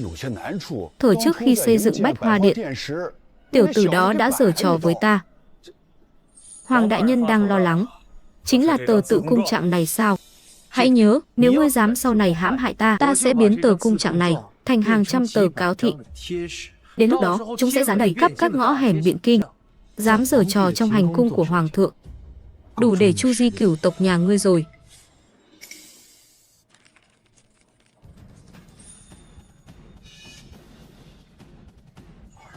Chính là vật này. Thở ấy, chính là thằng nhóc Yến Nhiên kia, lén lút viết bản cung thư này. Các hạ làm sao mà có được? Đó là bởi vì kẻ cầu ta trừ khử Yến Nhiên bằng hữu kia chính là nhị thúc của hắn, Yến Loan, có hắn làm nội ứng. Ngươi cùng ta muốn tiến vào Yến phủ ắt là dễ như trở bàn tay. Ngoài ra, cấm quân hiệu Di Tô Tín là cánh tay đắc lực của ta. Hắn văn võ song toàn, tinh thông y thuật, để hắn làm phó thủ của ngươi. Thì Yến Nhiên kia, nếu dám không tuân lệnh ngươi điều khiển, Tô Tín ắt sẽ nhân danh kháng lệnh thượng quan mà giết hắn. Đa tạ Vương đại nhân. Phen này, ta xem tên nhóc con nó làm sao thoát khỏi Ngũ Chỉ Sơn của bổn quan đây. Sao lại chạy đến thở hổn hển thế này? Đây là vật gì? Là bạc đó. Thiếu gia, vừa rồi phủ Tô thượng thư có người đến báo, có người bỏ trọng kim mua tấm bình phong người viết lần trước. Tô thượng thư không muốn chiếm tiện nghi của nhà ta nên đã sai người đem bạc đến đây rồi, tổng cộng có 500 lạng đó. Tô Huệ Khanh đã đem tiền bán bình phong gửi cho ta. Đúng vậy, thiếu gia, Tô thượng thư đó quả là người tốt, không như Tô tiểu thư kia. Nữ nhân đó thật độc ác. Tô tiểu thư không độc ác, chỉ là hơi vô tri thôi. Tô thượng thư ư? Chẳng phải là người tốt lành gì, hắn là kẻ gian xảo, muốn đoạn tuyệt mọi liên hệ. Ta không hiểu, thiếu gia, ngươi nghĩ mà xem, ta đã giúp Tô Huệ Khanh một việc lớn, theo lẽ thường hắn nên nhận tấm bình phong, ghi nhận ân tình này, để sau này đôi bên còn có thể tương trợ. Nay hắn lại gửi tiền bán bình phong đến đây, rõ ràng là muốn đoạn tuyệt quan hệ. Xem ra lão hồ ly này, ta đã ngửi thấy mùi kẻ nào đó sắp sửa, mùi vị bất lợi cho ta. Vậy phải làm sao đây, thiếu gia? Còn có thể làm sao nữa? Cứ tùy cơ ứng biến thôi.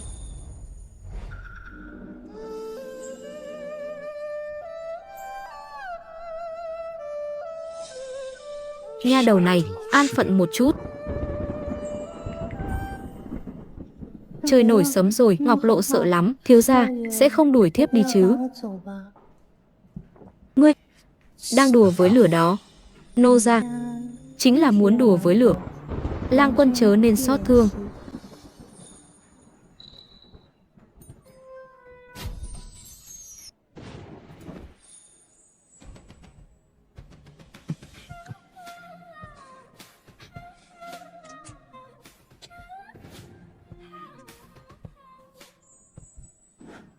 À phải rồi, Ngọc Lộ bản cung từ của Hoàng Cổn để đâu rồi? Ở ngăn kéo bên cạnh bàn thưa ạ.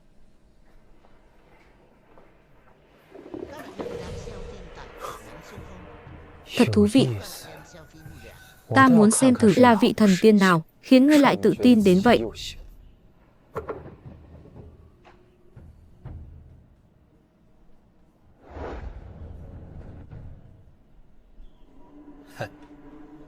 Tham kiến tư thừa, ngươi chính là Yến Nhiên. Bài Thanh Ngọc Án là do ngươi viết. Tư thừa đại nhân, trí nhớ không tốt sao? Ngay cả thuộc hạ của mình chẳng còn nhận ra nữa ư? Câm miệng. Là ngươi chấp bút, vậy thì không sai được. Ngươi cấu kết với gian tế Tây Hạ, thơ từ sướng họa, lại còn dám đến võ đức tư của ta mà la lối, thật là to gan lớn mật. Người đâu? Mau bắt hắn lại cho ta. Là một cao thủ, tên Hoàng Cổn này quả nhiên chuẩn bị rất chu đáo. Khoan đã, ngươi bảo ta cấu kết thám tử Tây Hạ, có bằng chứng chăng? Nhan địch trước kia cũng nhờ văn tài phong lưu mà nổi danh Biện Kinh, ngươi chẳng phải cũng vậy sao? Dùng nửa bài Thanh Ngọc Án mà khuấy động cả thành. Ngươi và Nhan địch trước kia hành sự tương đồng đến vậy, ngươi còn dám nói các ngươi không cùng phe? Hừ, thật là muốn thêm tội. Lo gì không có cớ. Bổn quan đã phán ngươi là gian tặc, thì ngươi chính là gian tặc. Giờ đây, trong tay ngươi đã chẳng còn gì có thể uy hiếp được bổn quan nữa rồi.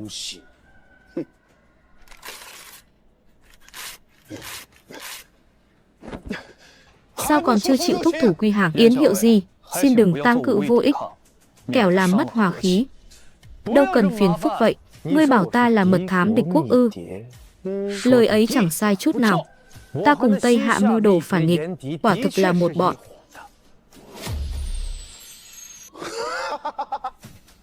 Quả nhiên là như vậy.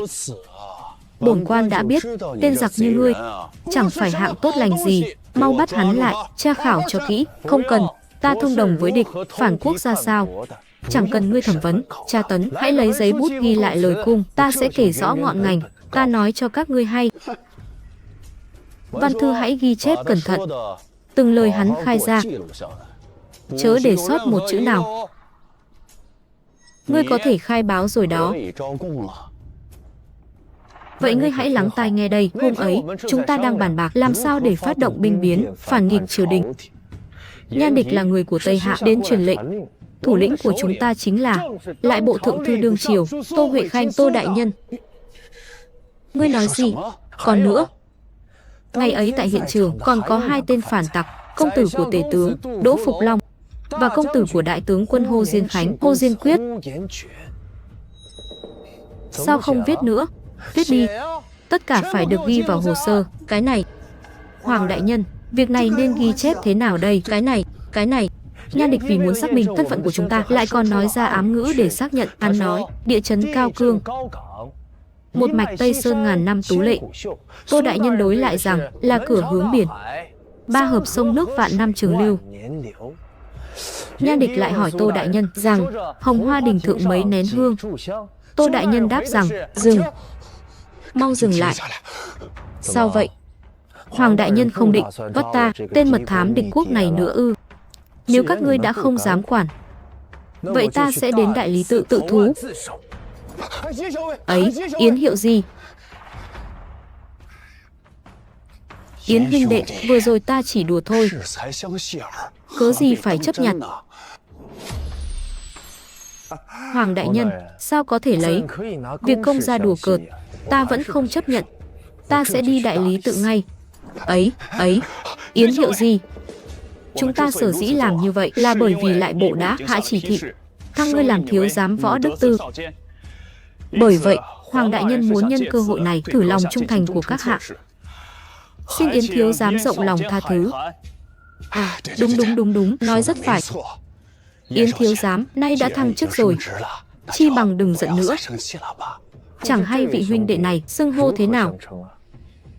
Cấm quân Vũ Nghị Hiệu Di Tô Tín, do công vụ nên được điều động đến dưới trướng Hoàng đại nhân làm việc, suýt nữa quên mất chính sự. Yến thiếu giám được triều đình trọng dụng, giao phó một trọng án cho võ đức tư ta xử lý. Chúng ta cùng đi phá giải vụ án này đi. Chẳng hay là vụ án gì mà cần đến Hoàng đại nhân phải đích thân ra tay. Điều không nên hỏi thì chớ nên hỏi nhiều. Đến hiện trường tự khắc sẽ rõ thôi.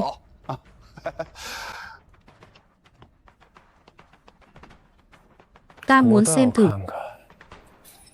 trong hồ lô của các ngươi rốt cuộc là mưu tính điều chi.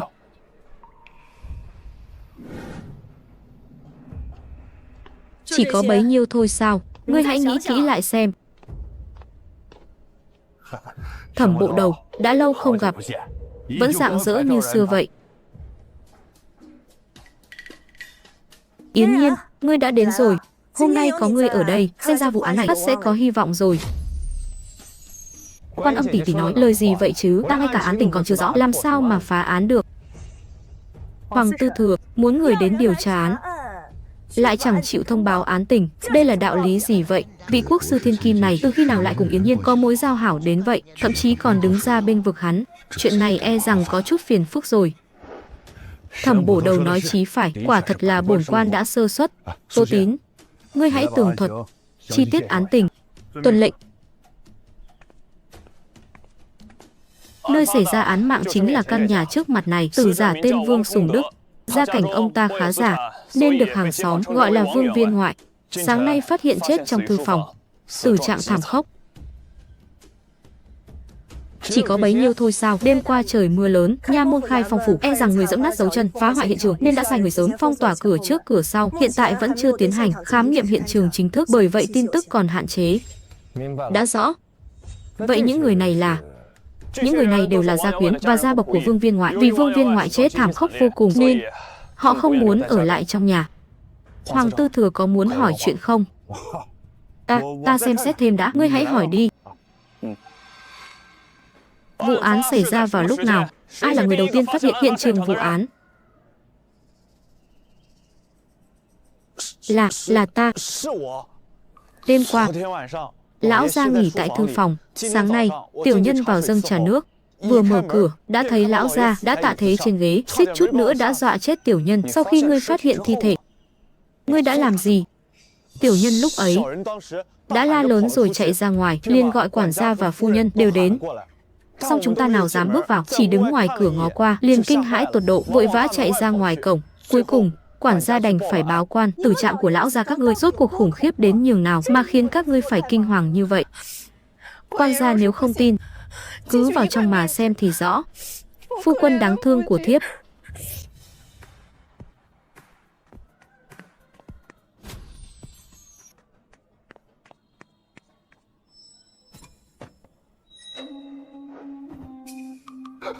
Sao lại có kẻ hung tàn đến vậy, dám đập vỡ sọ người, rồi thay bằng bạc? Khoan đã. Trước khi khám nghiệm tử thi nên quan sát hiện trường trước. Theo lời khai của bọn họ, tất cả đều phát hiện tử thi ở bên ngoài, sợ hãi mà bỏ chạy tán loạn. Vậy nên căn phòng này, ngoài tử thi và hung thủ, chưa từng có ai bước vào. Yến thiếu giám cao kiến, tại hạ suýt chút nữa đã phá hỏng hiện trường. Yến nhiên quả nhiên phi phàm. Thẩm bộ đầu vốn nổi danh thần nhãn, xin hãy nhận diện dấu vết tại hiện trường.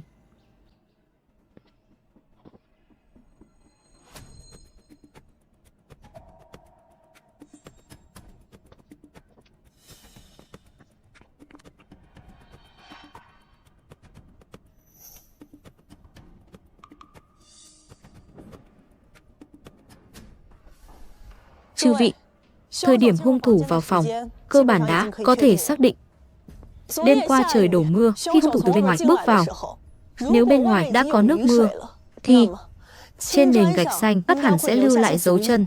Thế nhưng trong phòng lại hoàn toàn chẳng hề có dấu chân nào. Dù là vết nước của dấu chân đã khô đi, ắt hẳn cũng phải lưu lại một ít bùn đất và cát sỏi dính từ đế giày. Nhưng nơi đây lại hoàn toàn không có. Vậy nên, khi hung thủ vào thư phòng, trời chưa hề mưa, phải.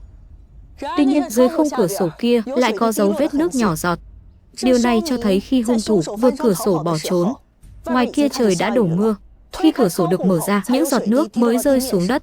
Điều này có nghĩa là vụ án mạng xảy ra vào đêm qua. Lúc mưa rông đêm qua, ta từng bị tiếng sấm đánh thức. Một lát sau đó, những hạt mưa lớn mới bắt đầu rơi.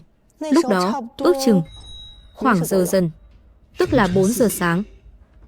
Quả không hổ danh là thần nhãn Ngọc Quan Âm, lại có thể trong khoảng thời gian ngắn như vậy liền có thể định đoạt thời điểm án phát. Chính vì đêm qua sấm sét có tiếng động che lấp, hung thủ mới có thể dễ dàng đoạt mạng Vương Viên Ngoại và lấy đi xương sọ của ông ta. Được, nếu đã xác định được thời điểm án phát, Tô Tín, ngươi hãy đi kiểm tra thi thể, xem liệu còn có phát hiện nào khác chăng? Dạ.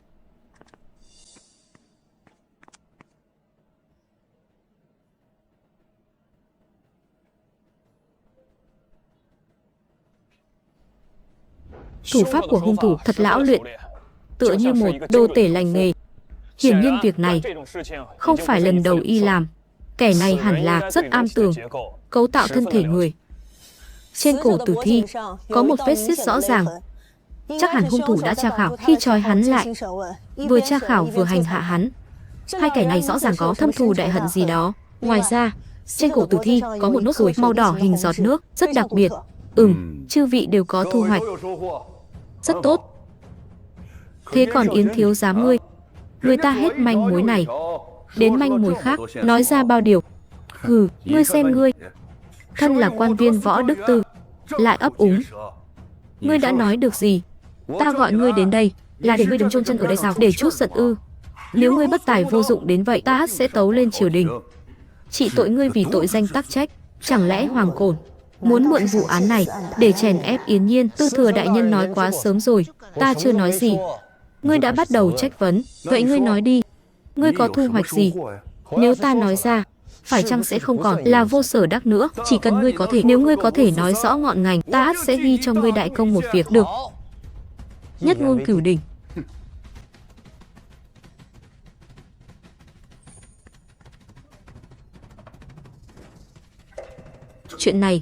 Chuyện này là sao?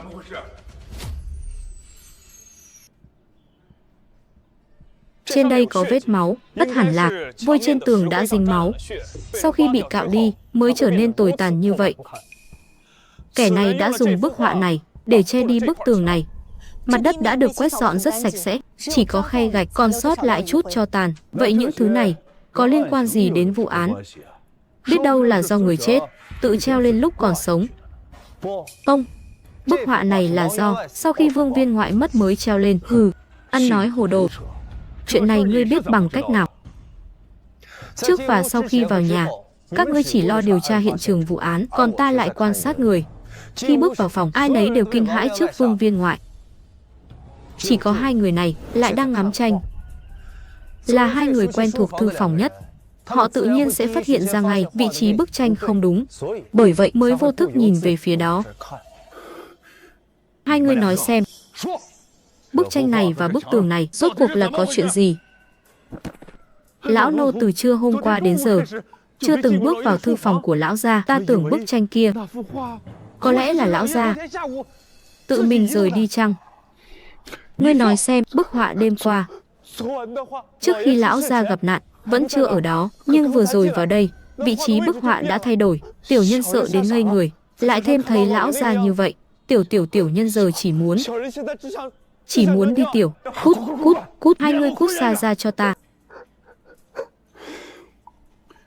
Nếu đã như vậy, đúng là bản quan đã trách lầm Yến thiếu giám rồi. Vậy ngươi thử nói xem, vết máu cùng vết cào xước trên bức tường vôi dưới bức họa kia rốt cuộc là cớ sự gì?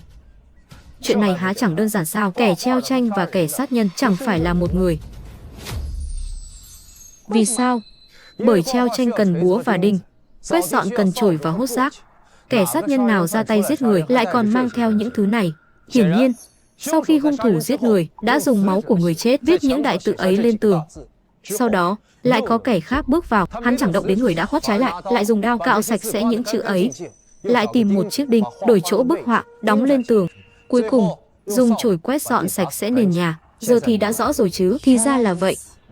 Kẻ đã cạo đi những chữ ấy, không những có thể tìm thấy búa và đinh trong sân, mà còn biết rõ chổi và hót rác, vị trí cụ thể của nó. Vậy nên, có thể nói rằng hắn ắt hẳn là gia nhân quản sự của Vương gia. Hắn nhất định biết rõ trên bức tường này rốt cuộc đã viết gì. Vậy thì, quản gia và tiểu tư đều có hiểm nghi, sẽ là ai đây?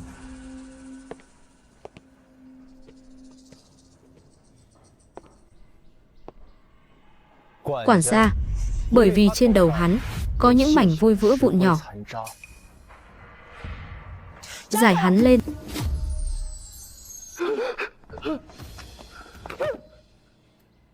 Vì sao lại bắt ta? Ta không phải kẻ xấu. Ngươi có phải kẻ xấu hay không hãy tạm gác lại. Nhưng những chữ trong căn phòng này là do ngươi cạo đi phải không? Ta, chớ hòng chối cãi.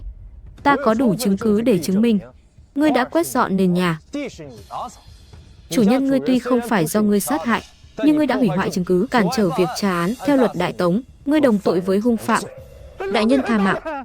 Xin đại nhân tha mạng. Câm miệng. Ta chỉ cho ngươi một cơ hội. Từ tối qua đến sáng nay, ngươi đã làm gì, thấy gì? Ngươi hãy thành thật khai báo.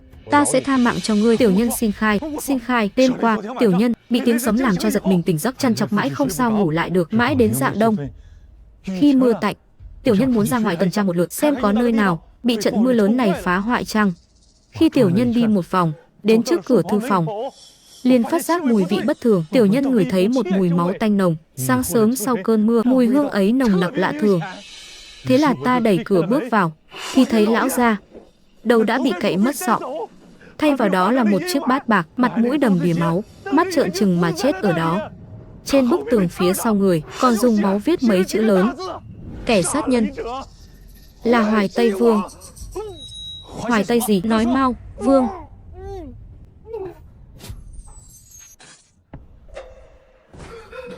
Chuyện gì đã xảy ra? Rốt cuộc chuyện này là sao? Xem ra, hắn đã trúng một loại kịch độc. Khi hắn vừa bước vào cửa, ta đã nhận thấy sắc mặt hắn không ổn. Ta lúc ấy cứ ngỡ hắn là do kinh hãi. Nào ngờ, hắn đã sớm bị hạ độc. Hắn trúng độc từ khi nào? Trước khi chúng ta đến đây, cửa trước và cửa sau đều đã bị phong tỏa. Bọn hạ nhân cũng đều bị bộ khoái giám sát nghiêm ngặt. Hắn căn bản không có cơ hội tiếp xúc với người ngoài. Thẩm bộ đầu nói có lý.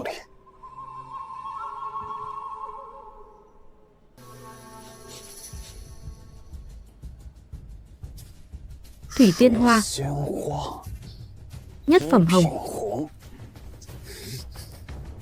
bạch xà căn thảo, thủy độc cần. Tô giáo di, ngươi nhận biết độc dược ư? Chỉ hiểu sơ qua, chỉ có điều độc dược này làm sao? Trong số các vị thuốc này, mùi của thủy độc cần là nồng nhất. Ta hình như đã từng ngửi thấy ở đâu đó. Thủy độc cần. Ta nhớ ra rồi.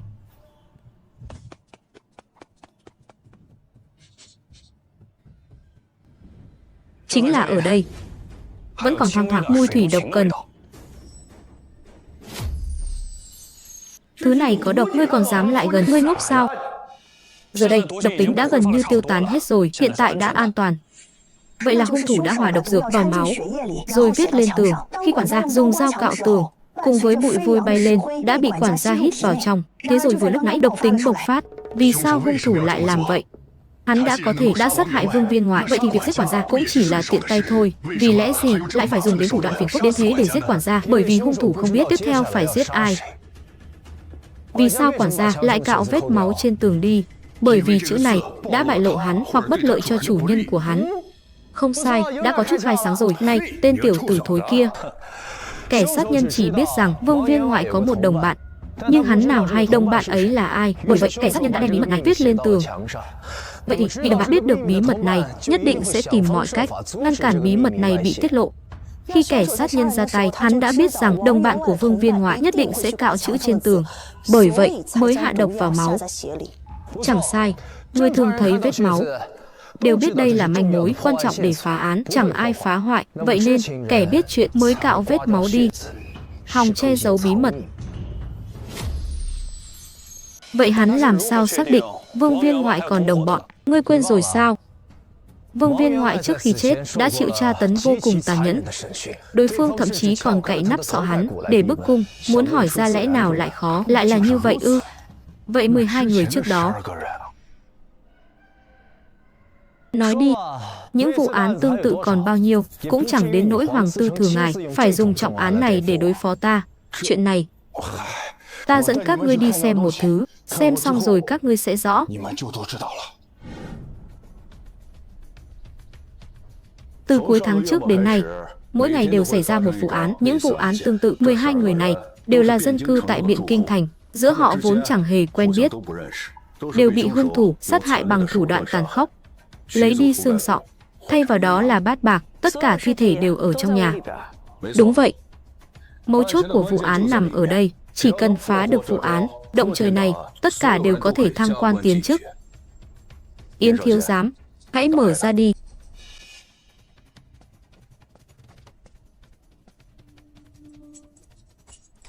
Đa tạ, Yến Nhiên. Nếu hỷ phục đã thành, vậy thì hãy để người khoác nó bước ra đi.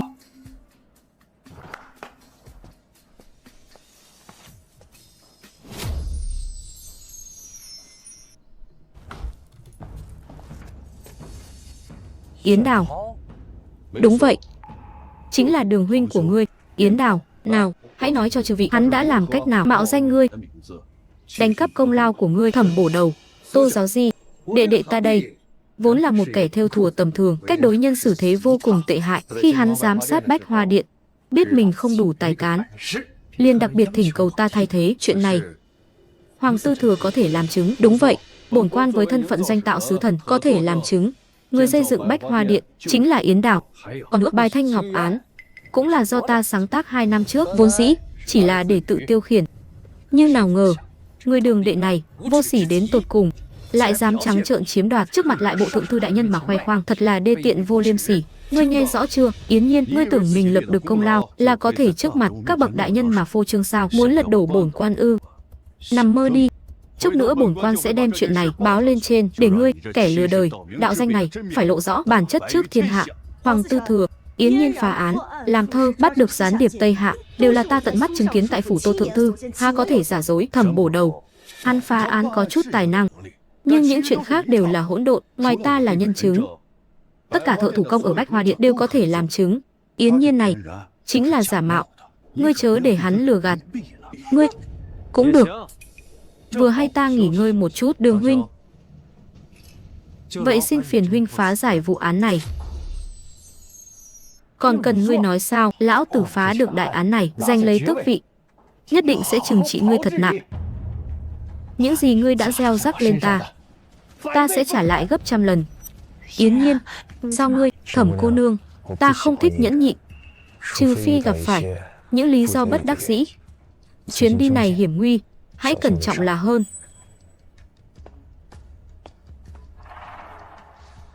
Tư Thừa, mời.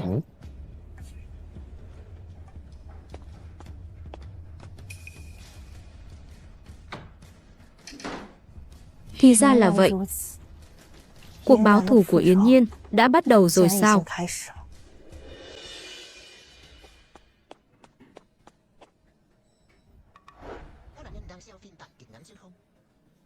Để giữ nguyên thi thể, như lúc án mạng xảy ra, tất cả thi thể đều được khiêng về cùng với ghế. Vậy nên 12 tử thi này. Thưa Tư Thừa đại nhân, tình trạng của những thi thể này sao lại kinh khủng đến vậy?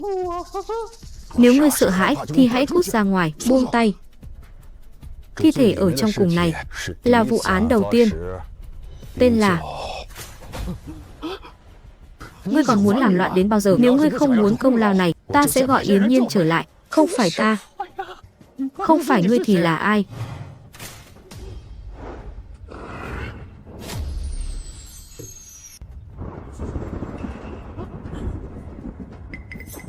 Tư Thừa cẩn thận.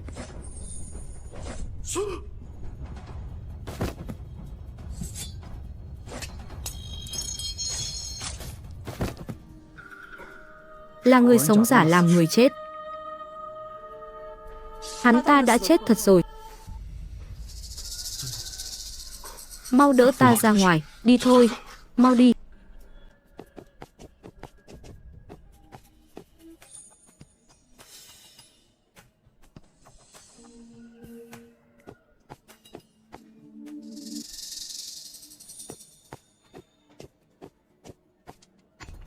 Uống rượu một mình thì có ý nghĩa gì? Yến thiếu di, để ta cùng uống với ngươi. Xem ra đối với người khác là hiểm cảnh sinh tử, đối với Thẩm cô nương lại chỉ là vạt áo vương chút bụi mà thôi. Yến Nhiên, hôm nay ngươi đã cứu Hồng Tụ một mạng, đại ân không lời tạ, ta kính ngươi. Đại ân không lời tạ, ta kính ngươi. Chỉ là tiện tay mà thôi. Nếu ngươi không nhìn ra những mảnh đồng vụn kia có ý nghĩa gì, ta cũng chỉ là múa gì qua mắt thợ mà thôi. Suy cho cùng, vẫn là Quan Âm tỷ tỷ thông tuệ hơn người. Ban đầu, quả thực ta đã không nhận ra, nhưng nhờ lời nhắc nhở của ngươi, ta mới nhớ ra, những mảnh đồng vụn này là do chốt đồng và ổ khóa ma sát vào nhau mà ra. Từ bên ngoài vào, bên trong có chìa khóa có thể mở cửa. Nhưng chỉ khi người ở bên trong muốn ra ngoài mới ra sức đẩy cửa, khiến hai vật ấy ma sát mà sinh ra mặt đồng. Nhưng nếu trong phòng này chỉ có thi thể, thì làm gì có người sống đẩy cửa? Không sai, vậy là có kẻ, Lý Đại Đào Cương, đem người sống thay thế cho người chết mà đặt vào tấn công chúng ta. Kẻ đó hẳn là đã trúng mê dược, khiến y vừa mở mắt tỉnh dậy liền phát hiện mình hoàn toàn không biết đang ở đâu, mà xung quanh chỉ có những thi thể thối rữa. Lối thoát duy nhất của hắn là chờ người khác tiến vào, nhân lúc họ không đề phòng mà giết người trốn thoát. Cô đã suy luận gần đúng rồi đó. Tuy nhiên, ta có thể ban cho cô thêm một manh mối. Ngươi còn có manh mối ư? Ngươi rốt cuộc là người hay yêu quái vậy? Không phải, manh mối này khó tìm lắm sao? Cô rốt cuộc có muốn nghe không? Nghe, mau nói. Tuyết tự trên tường hẳn là do kẻ sát nhân Hoài Tây Vương Khánh. Hoài Tây Cự Khấu Phương Khánh. Không sai, Hà Bắc Điền Hổ, Giang Nam Phương Lạp, cùng Sơn Đông Tống Giang. Và một kẻ nữa chính là Hoài Tây Vương Khánh. Bọn chúng chính là tứ đại khấu. Xem ra năm xưa có kẻ đã kết oán với Vương Khánh. Nay Vương Khánh đã đủ lông đủ cánh, trở về báo thù giết người. Chuyện này cũng là lẽ thường tình ấy, không đúng. Không phải, chuyện này tuyệt nhiên chẳng tầm thường chút nào. Chúng ta thử đặt một giả thiết, giả như năm xưa, Vương quản gia và Vương viên ngoại đã đắc tội với Vương Khánh. Vậy thì sáng nay, Vương quản gia khi thấy chủ nhân chết trong thư phòng, trên tường còn cả gan viết rằng kẻ sát nhân là Hoài Tây Vương Khánh. Cô nghĩ xem, hắn có xóa bỏ những vết máu này chăng? Quả thực sẽ không. Nếu ta là quản gia, đồng bọn của ta bị người khác sát hại, mà kẻ thù ác kia có thể sẽ quay lại đoạt mạng ta bất cứ lúc nào. Vậy thì ta nhất định sẽ giữ gìn chứng cứ thật tốt để quan phủ truy tìm hung thủ, như đó mà bảo toàn tính mạng của mình. Chẳng phải đã rõ ràng rồi sao? Vậy nên Vương Khánh rất có thể không phải là kẻ sát nhân. Ngược lại, Vương viên ngoại và bọn họ có mối quan hệ phi thường. Vụ án này quả là thâm sâu khó lường. Nhưng nay ta đã bị Hoàng Tư Thừa khai trừ rồi, chuyện này cũng chẳng đến lượt ta. Ai bảo ngươi bị khai trừ?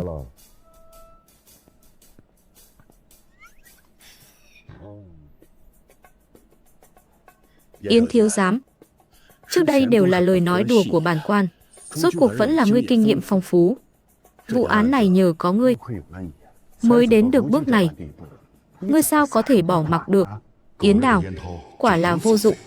Không những tự mình chết đi, còn khiến mặt ta bị chém một đao. Xem ra việc ta đã hứa với Vương Liêm để diệt trừ Yến Nhiên, e rằng phải tạm gác lại. Việc điều tra án còn phải nhờ cậy hắn. Trước cự tuyệt, sau lại cung kính, Hoàng Tư Thừa quả là khiến người ta nghĩ đến mà bật cười. Ôi, hiền đệ, đừng lấy huynh ra trêu chọc nữa. Đệ chính là trụ cột vững chắc của võ đức từ đó. Thế này, sau này, trong quá trình điều tra án, để đệ làm chủ, ca ca phụ tá, được chăng?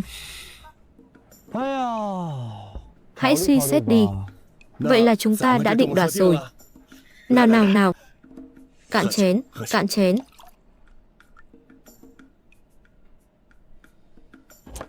À phải rồi, Tô Hiệu Di, những kẻ giả làm thi thể đã được nghiệm thi chưa?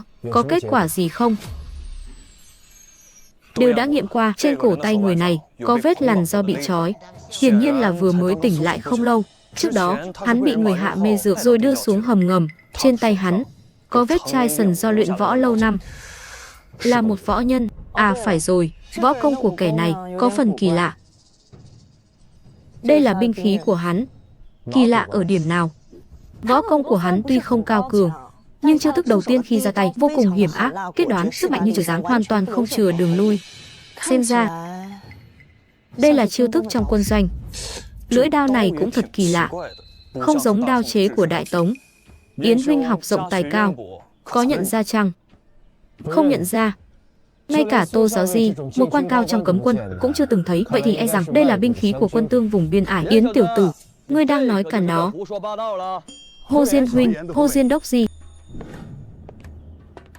Vừa từ ngoài thành săn bắn trở về, chỉ thấy các ngươi ở đây ồn ào, họng ta khô khốc rồi, mau rót cho ta chén rượu. Xem ra Hồ Diên huynh đã tường tận lai lịch thanh đao này, mau kể cho chúng ta nghe đi. Rượu do Thần Nhãn Ngọc Quan Âm rót, quả nhiên có hương vị khác biệt. Này, ngươi bớt lời đi. Thanh đao này hẳn là binh khí được chế tạo cho thủ đao doanh năm xưa. Đội quân này binh khí tinh xảo, thiện chiến, nhưng nhân số lại không nhiều. Thủ đao doanh ư? Hiện nay đóng quân nơi nào? Đã sớm không còn nữa. 6 năm trước, thủ đao doanh gặp nạn, cả doanh toàn quân bị diệt, danh hiệu cũng bị hủy bỏ. Cái gì? Chuyện gì đã xảy ra? Vì sao ngay cả danh hiệu cũng không còn? Năm đó, Giang Châu muốn trùng tu một đạo quán. Thiên tử ban bạc 27 vạn lượng, đội ngũ áp giải khởi hành từ Biện Kinh, đoàn xe áp giải chính là 300 dũng sĩ thủ đao doanh. Nào ngờ vừa rời Biện Kinh, cả người lẫn quan ngân đều biến mất, không rõ tung tích. Thiên tử Long Nhan đại nộ, liền bãi bỏ biên chế thủ đao doanh 27 vạn lượng, đó là 10 tấn bạc dòng, lại có thể cùng 300 sinh mạng biến mất không dấu vết. Ngươi từng giao thiệp với thủ đao doanh chưa? Lần cuối ta nghe đến cái tên này, vẫn còn suốt ngày chọc gà đuổi chó, làm gì có thì giờ cùng đám lão binh ấy kết giao tình nghĩa. Thiếu gia, há chẳng khéo sao? Thời ấy, khi tại hạ còn tại Tây quân nhậm chức, từng cùng doanh trưởng vương của doanh thủ đao cùng nhau đánh bạc. Khi ấy, lão ta còn vay bạc của tại hạ, sau này, lão ta còn mời ta đến nơi của họ uống rượu, cũng coi như là có chút quen biết vậy. Vị lão vương này, tên của lão ta có phải là Vương Sùng Đức không? Lão ta tên Vương Hổ, đừng thấy kẻ này danh xưng thật oai phong, kỳ thực dung mạo ông ta rất phúc hậu, tựa một lão viên ngoại. À phải rồi, sau gáy ông ta có một nốt ruồi son, tựa như một giọt máu vừa nhỏ xuống vậy. Ngoài ra, trên cổ người đã khuất có một nốt ruồi son hình giọt nước vô cùng độc đáo. Chẳng lẽ Vương Hổ này chính là Vương Sùng Đức sao? Chỉ cần xem qua là rõ. Hồ Diên huynh, phiền huynh dẫn theo Gia Bảo cùng ta đến nghĩa trang, ta có việc trọng yếu cần xác minh, không thành vấn đề, đi thôi.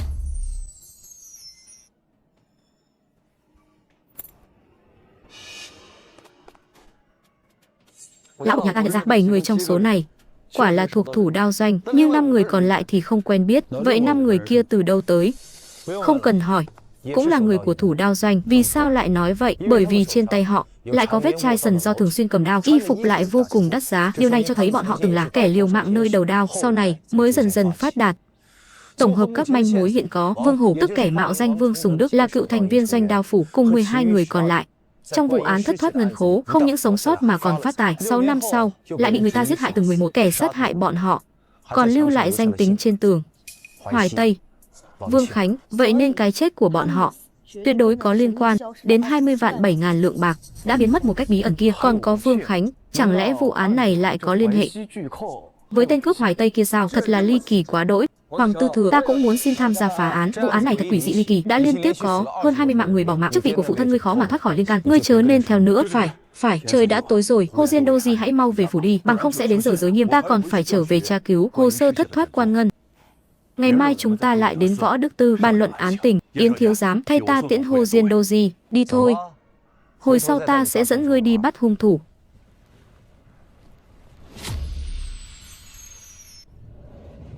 Đáng tiếc thay, chẳng thể cùng chư vị phá giải kỳ án này. Hồ Diên huynh, dẫu chẳng thể cùng phá án, nhưng huynh có thể giúp ta làm một việc còn ly kỳ hơn. Việc gì?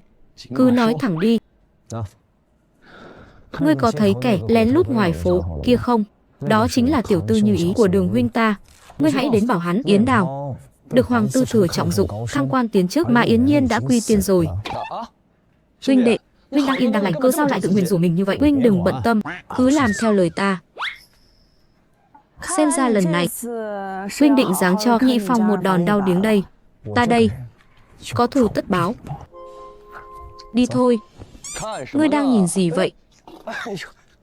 Vị công tử đây, chủ nhân nhà chúng ta đang tại Võ Đức Tư nhậm chức, e rằng có biến cố nên mới từ xa trông ngóng một phen. Chủ tử nhà ngươi là ai?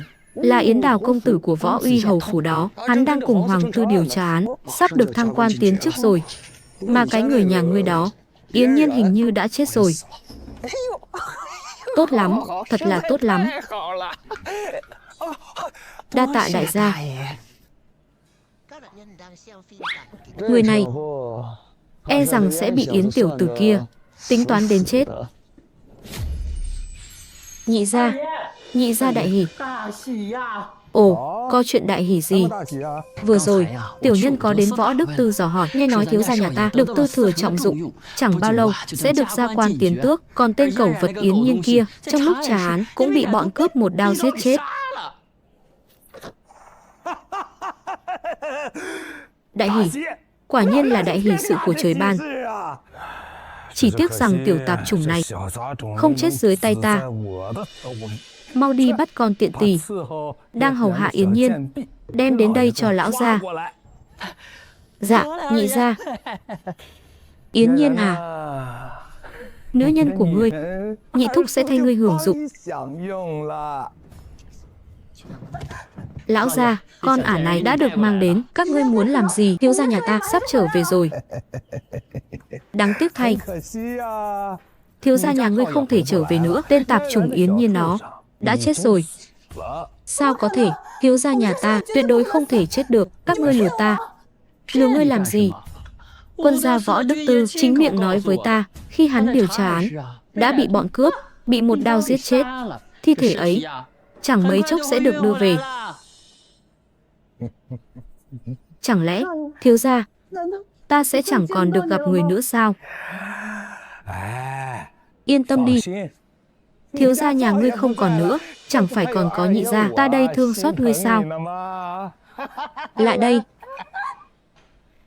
Để ra ta đây giải tỏa cơn bực tức. Dừng tay. Dám quyến rũ nam nhân của lão nương sao? Ngươi nói cản. Rõ ràng là hắn muốn khinh bạc ta.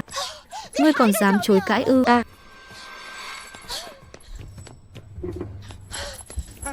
Lão nương không thể nào đánh nổi con ả như ngươi.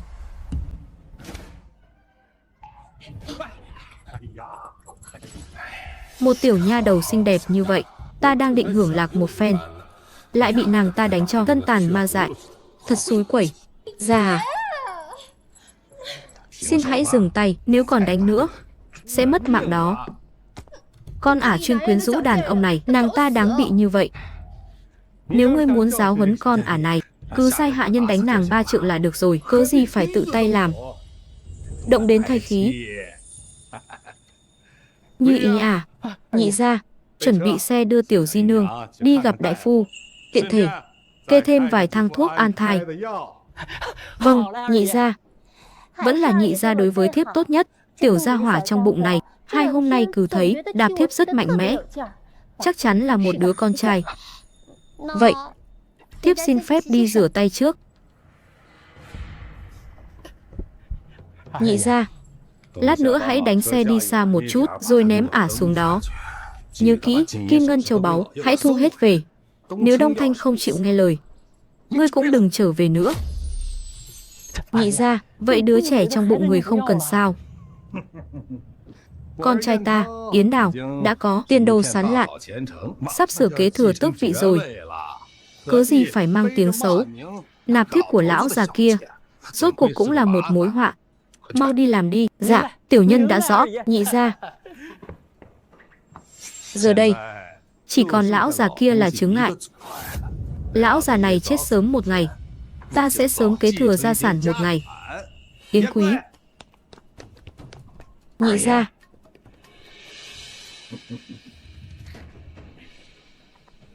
Ngươi biết phải làm gì rồi chứ? Ngài cứ yên tâm, lão gia sẽ không sống qua hôm nay đâu. Đợi nhi tử ta kế thừa tước vị, ta sẽ bảo đảm cho ngươi vinh hoa phú quý. Đa tạ nhị gia. À phải rồi, vừa nãy Võ Đức Tư có đưa tới một thi thể, đã đặt ở phòng gác cổng, chắc hẳn là của Yến Nhiên. Mau sai người lau rửa sạch sẽ vết thương của con nhóc này cho ta. Sau đó đem thi thể của tạp chủng Yến Nhiên kia khiêng tới đây cho ta. Dù cho đã chết rồi, lão tử cũng muốn ngươi ở trước mặt ta, xem nữ nhân của ngươi phục vụ ta. Tuân lệnh. Mau khiêng thi thể kia tới đây. Hai ngươi hãy lau sạch vết máu trên người nữ nhân này, đừng để nhị gia mất hứng. Nhị gia, vậy tiểu nhân xin phép đi hạ thuốc lão già kia trước. Mau đi đi. Vâng, nhị gia.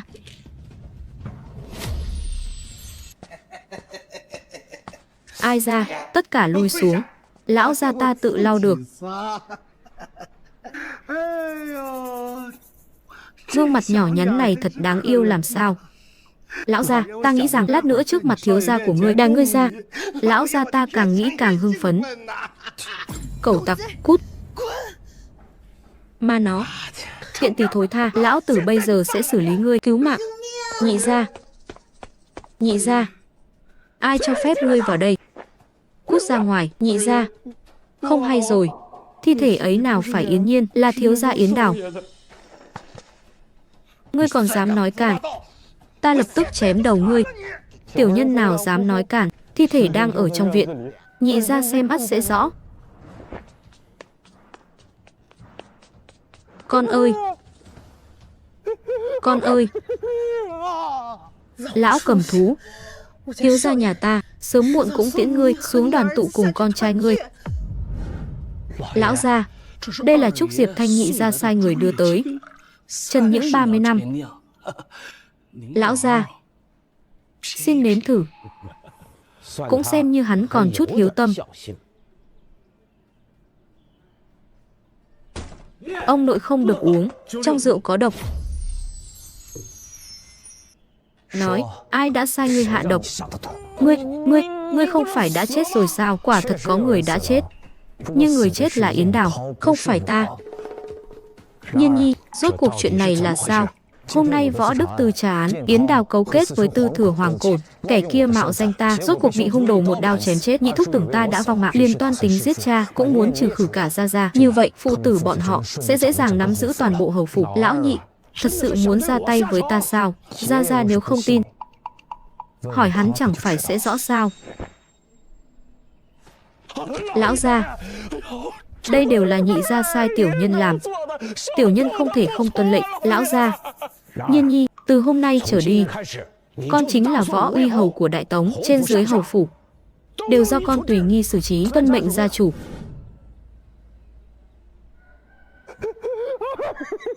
Hỡi con ta, sao con nỡ để cha kẻ đầu bạc tiễn kẻ đầu xanh thế này? Nhất định là tên gian tặc Yến Nhiên kia. Chính hắn đã hãm hại con hãy yên lòng. Cha nhất định sẽ thay con báo thù rửa hận. Dẫu quen biết, ngươi nói năng như vậy, cẩn thận ta tố cáo tội phỉ báng. Đồ cầm thú, ta quyết giết ngươi. Yến Đào trong lúc chấp pháp chẳng may bị hung thủ sát hại. Chuyện này, người của Võ Đức Tư đều có thể làm chứng. Lại còn nói đến nửa vài thanh ngọc áng kia, khi hắn chết ta căn bản không hề có mặt. Lão cẩu nhà ngươi, chớ có cắn bậy mà oan uổng người khác. Ngươi nói xem, cha con các ngươi yên lành, cơ sao lại mạo danh ta, còn toan cướp công lao của ta? Sau đó còn nói đến nửa bài thơ giang dở, chính là Yến Đào đã viết. Ngươi chớ tưởng rằng Hoàng Cổn muốn đối phó ta, phụ tử các ngươi liền có thể trục lợi. Thật là vô tri. Ngươi còn ngây ra đó làm gì? Mau giết hắn đi. Ngươi là thứ gì? Lão hầu gia đã truyền tước vị cho thiếu gia rồi. Hiện giờ đứng trước mặt ngươi chính là Võ Uy hầu của Đại Tống. Ngươi bảo ta giết chủ nhân, ta khinh, mơ tưởng. Ngươi là tên cẩu nô tài. Cha con ngươi hết lần này đến lần khác hãm hại ta mà vẫn không biết rút kinh nghiệm, tự chuốc lấy cái chết, giờ mới biết khóc ư? Ta muốn ngươi chết. Muốn ngươi chết. Sao lại kích động đến vậy? Chẳng qua chỉ là mất một đứa con trai thôi mà. Cái này hỏng rồi thì luyện cái khác là được chứ gì. Trong bụng Đông Thanh chẳng phải còn một đứa nữa sao? Đúng rồi. Đông Thanh đâu? Thiếu gia, vừa rồi Như Ý đã đưa Đông Thanh ra ngoài rồi, định trên đường đi sẽ trừ khử nàng ta. Nhị thúc, quả nhiên vẫn là người tự tay đoạn tuyệt hậu tự của mình. Nhị thúc, ngươi thật sự cao tay. Ngươi sợ rằng giữ lại nữ nhân kia sẽ làm hỏng danh tiếng của ngươi, cho nên ngươi định xử lý Đông Thanh. Giờ đây Yến Đào đã mất, lại tự tay mình, đứa bé chưa chào đời đã bị tống đi, tự mình đoạn tuyệt hậu vận.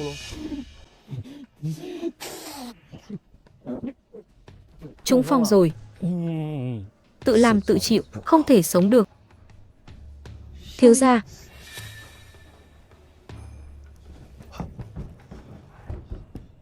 thiếu gia, thiếp biết người nhất định sẽ đến. Sao lại bị thương nặng đến vậy? Kẻ đã hại thiếp đều đã gánh chịu quả báo. Thiếu gia, ngươi đừng đau lòng. Lộ Nhi sẽ mãi ở bên người. Mau đi gọi đại phu. Còn nữa, hãy triệu tập con cháu các phủ, ta có lời muốn nói. Dạ, dạ, lão nô lập tức đi làm.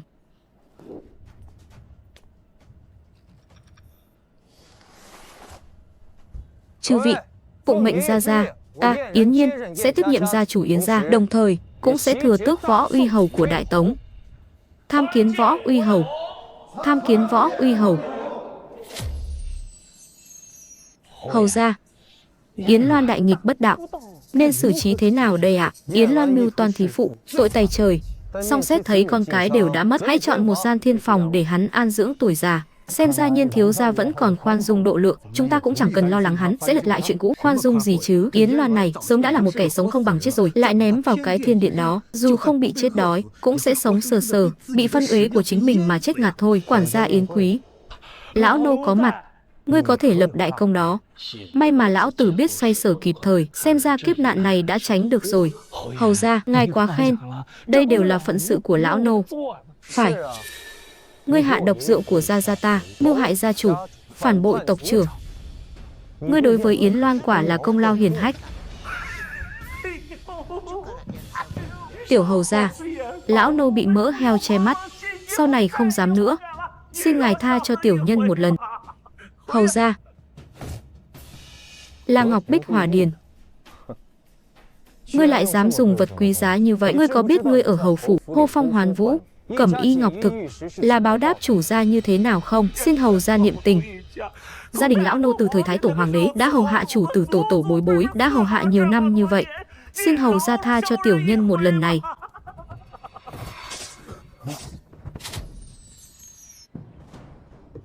Đuổi ra Quyến Yến quý ra khỏi hầu phủ. Tất cả điền sản, nhà cửa, tiền bạc, tài vật, trang sức, đồ dùng thảy đều giam giữ. Sau này, kẻ nào dám phản nghịch gia chủ, đều xử lý như vậy. Hầu gia, vậy vị trí đại quản gia kia? Đây là nha hoàn Ngọc Lộ trong phòng ta. Từ hôm nay, nàng chính là đại quản gia của hầu phủ. Thiếu gia, hầu phủ lớn như vậy, thiếp không làm được đâu, đừng sợ. Phu quân tương lai của nàng sẽ được phong vương xưng hầu. Một hầu phủ nhỏ nhoi thì xá gì, cứ mạnh dạn thi hành. Ta vĩnh viễn ở sau lưng nàng. Vâng. Yến thiếu giám, lão nhân gia người quả là thật có khí độ, lại khiến cho bao người chúng ta phải đợi một mình người. Sáng nay ta có ghé qua Su Mật viện, vì việc kế thừa tước vị này mà chậm trễ đôi chút. Mong chư vị rộng lòng thứ lỗi. Yến Đào vừa tạ thế hôm qua, tên này lại thành hầu tước rồi. Chẳng lẽ Yến Loan cũng đã bị hắn hãm hại? Thật là gian tặc. Tên tiểu tử này quả là lợi hại. Ta phải cẩn trọng hơn mới được. Hồng Tú xin chúc mừng tiểu hầu gia. Hôm nay có Vũ Uy hầu tọa chấn, chắc chắn vụ án này sẽ được làm sáng tỏ. Đa tạ nhị vị. Hoàng tư thừa, hôm qua ngài đã điều tra hồ sơ, có thu hoạch gì không? Yến hầu khách khí. Hôm qua, bản quan tra xét hồ sơ, phát hiện doanh thủ đao và 27 vạn lượng bạc quan đã mất tích gần huyện Trần Lưu tại khu vực Tan Hổ Đài. Ngoài ra, còn có Thần Hổ Đài, 29 hộ, 176 dân thường cũng biến mất. Theo ghi chép của huyện Chí, quan đạo và thôn xóm khi ấy đều nhuốm máu, không một bóng người, thật kinh hoàng tột độ. Một vụ án lớn như vậy, sau đó chẳng còn tin tức gì nữa sao? Cứ thế mà bỏ giờ ư? Theo ghi chép, khi ấy đã có vài cuộc điều tra quy mô lớn, nhưng mỗi lần đều vô cớ, tổn thất nhân mạng. Về sau, thậm chí còn đồn rằng nơi đó có ma quỷ, thế nên vụ án trở thành án treo. Không ai dám hỏi đến, nơi nào càng có ma quỷ, nơi đó càng ẩn chứa bí mật ít ai hay. Đi thôi, khởi hành đến Thần Hổ Đài, để xem rõ những yêu ma quỷ quái ẩn sau màn.